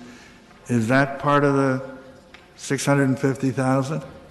I'm always told that there are no funds. There are no funds, and now I see some funds. Ms. McGoldrick? So through you, Chair, and I'm going to look to Mr. Lobley as well. What I'm seeing, I just have to double check the location of the Montgomery Court locations. The references two bridges. I do believe that those may be related to Montgomery what? Montgomery Court. I don't think that would be it. Okay, let me get back to you on that. I know that those bridges have been identified in the capital forecast, so let me get back to you on the timing on that. The Wilson area one has been identified also. Okay, thank you. Thank you, Councillor Schneider. Thank you, Chair Davey. One thing I noticed here under Sportfield's infrastructure, being involved in a couple of committees that have brought championships to the Peter Hallman Ball Yard, one of the conditions of bid sometimes has been internet access, because they'll do online scorekeeping with things like Game Changer, and they also need internet service to update websites and things like that. So I'm just wondering if internet service for Peter Hallman Ball Yard might be able to be considered under sport field infrastructure? Mr. Lobley. Through you, Mr. Chair, it's not something which you currently forecast within that allowance, but we can certainly have a look to see what the cost would be and whether it would be something which we could accommodate within it. Okay, thank you. Before I go back to you, Councillor Singh, I just wanted to share the equal sentiment of some of my fellow councillors that I would like to see some of this. I'm not sure how we handle it at this late stage. We'd like to see some of this funding go towards parks. I have actually been contacted by Mayor Verbenovich as well, who sent his sentiment something along the lines it would be nice if we could fund, and I'm not sure the exact dollar value these days. It might be a bit outdated. The last time I checked, community playground was around $50,000 and something along those lines per ward. So I'm talking about up 60,000, 70,000, 80,000. It's gone up that much in like 4 years. It's crazy. So I'm not sure how we resolve that looking at this. But one question I did have of staff is I did note, and I appreciate you putting in the federal funding available on page 4-2, and there's a lot of dollars there to be determined. Some of these items, and again, I don't want to nitpick because I feel terrible talking about developments at like people's wards, but I look at the last item, the HVAC replacement at Bright Up Center is $650,000. But I also note that there is a green infrastructure that's still to be determined that's supposed to be, the Ontario portion alone is 3 times the amount of this fund. So have we made sure that we're leaving enough environmental initiatives to fund some of these issues? Because if we have those dollars coming forward. Do you follow what I'm saying? Mr. Lautenbach. To the chair. That was something that we did consider. We looked at the other funding streams that potentially will be coming, and we did make decisions keeping that in mind. We do believe there will be additional projects that can be put forward to take advantage of those other sources of funding. Okay, so I guess the question I would ask of staff again, so presuming for the moment we can't resolve it now, we're already late on this time, but supposing that there is an interest in this council to pull out, to let staff go back and look at if they had to come up with say $500,000 and put that towards parks citywide to be determined. I'd like to see something divided by ward ideally. How would you like to see that direction? And not that I can give that direction from the chair, but Mr. Lautenbach. Mr. Lautenbach. I would suggest if there is a priority on the list that's indicated that you potentially would want to trade off to provide some room for us to go back and look at options. Okay, and instead of looking at that from our layman's perspective, could we ask staff to look at what's here and what they think would be the easiest to qualify for some potential grants coming forward and make a recommendation there in time for council? Mr. May. Through you, Mr. Chair, what I think we would want clarity on is I've heard you say 2 different things. One was $500,000 and one was a park in each ward. What we heard from our Director of Parks is those are not the same number. So if council wanted to move a motion with clarity around staff coming back to add that and look at what would come off, we'd be happy to do that in advance of council. Certainly, and I'm not making the motion, I'm putting out there for a committee to consider, but obviously then we wouldn't have enough money to build a brand new playground, but perhaps add some amenities to existing playgrounds. So I'll leave it at that for committee to consider. Councillor Singh. Yeah, and that was the direction I was wanting to head myself, and thank you for reinforcing the point that I was trying to make, that although there will never be a shortage of priorities within a corporation, an organization as large as ours, there are still priorities that are important to us. Sometimes we want to capitulate on opportunities such as this. So if that's the direction that staff are looking, rather than us nitpicking and deciding what should be taken off, I think, and I think you've set a good threshold of $500,000 is fair, and that staff can see how one item could be reprioritized and coming back and seeing how that could be appropriately dispersed amongst the wards. The other question I had was looking at specific items, say for example, the roof replacement for the odd. An item as large as such as this, why wouldn't this have been, or would it have been in capital forecast otherwise? Mr. Shaggy? Through the chair, we don't identify specific roofs. There is a roofing general provision account that's $800,000 or $900,000 a year, so this would have been a year plus allocation from the roofing general provision account. But realizing the anticipation of a large item as this, would we not have set the that capital forecast for that fund appropriately? No, just generally with the general provisions, the way they work now is, a certain dollar amount that just inflates up year after year. So for instance, for parks, for roofing, for other building components. And so something that would be $1 million, we would essentially hold all of 1 year's allocation and wait for the funding to come in the next year. Is there any item out of these that would have been in the capital forecast otherwise? Specifically? Yeah. No, I believe no. Mr. Lautenbach. Did you already confirm that? Okay. Yep. Sorry, I don't recall. Mr. Lautenbach, you want to add? That's correct. And with the exception of what Mr. Hagee has indicated, that there may be general provision accounts, and that's what I said, that would address some of these priorities. So roofing being a good example where there are priority items that the department would know and identify in terms of what the next roof would be, but there's an allocation of funding that would go to addressing those priorities. Okay, all right. So again, as a clarity, so what I'm suggesting is that staff be directed to take back, taking out $500,000, reprioritizing this list, and for future date for discussion of for recreational purpose, disperse equally amongst the 10 wards. Very good. Staff clear on that? Okay, Councillor Galloway-Seelock. Yeah, I'm not totally opposed to the route that this is going. I guess my one question, and it's not entirely related, but how much is it to install a basketball court in an existing park? Funny you should ask. Mr. Lowley? So for about a 3/4 size basketball court, it's running about 80,000. For one? For one. For What if you bought 10? No, I'm just kidding. I can do 10 for $8 million. Honestly, for like just the concrete pad or the pad and the actual net is $80,000. For excavating, laying the appropriate granular material in the base, asphalt, surfacing, line painting, installation of the 2 nets. I have a request from a resident just this week that would like 4 to 5 in their neighborhood. So I had no idea how much. So they will come down if they put them next to each other. The price per court will come down. Okay. Okay. I was going to make a slight change and see if we could go with $250,000 as opposed to $500,000 to be able to divide it up amongst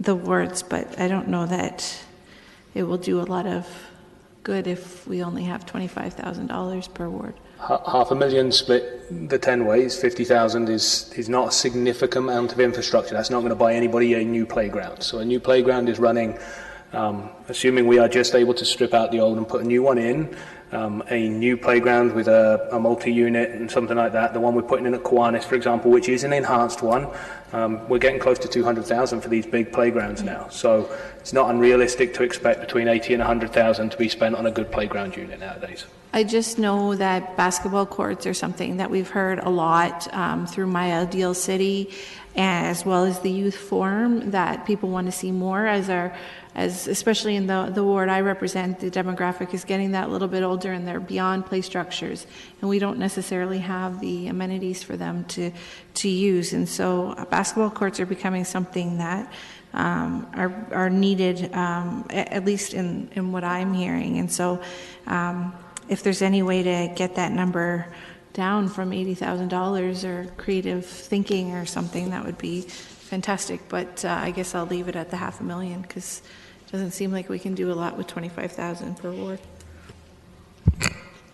Okay, thanks. So I would echo Councillor Galloway-Seelock's sentiment. I said funny you ask because I had a couple of residents contact exactly about a basketball court and reached out to Mr. Lowley not long ago. So again, in the interest of time, sorry, I don't recall. Councillor Singh, did you move the main motion as well as your amendment? Okay, so there's no amendment then, it's just the main motion with the addition that staff research how they could pull $500,000 out of that and then distributed consult in terms of how we can put that towards parks and our respective wards, okay? Any questions? Are we all clear? Okay, those in favor? And that carries unanimously. Very good.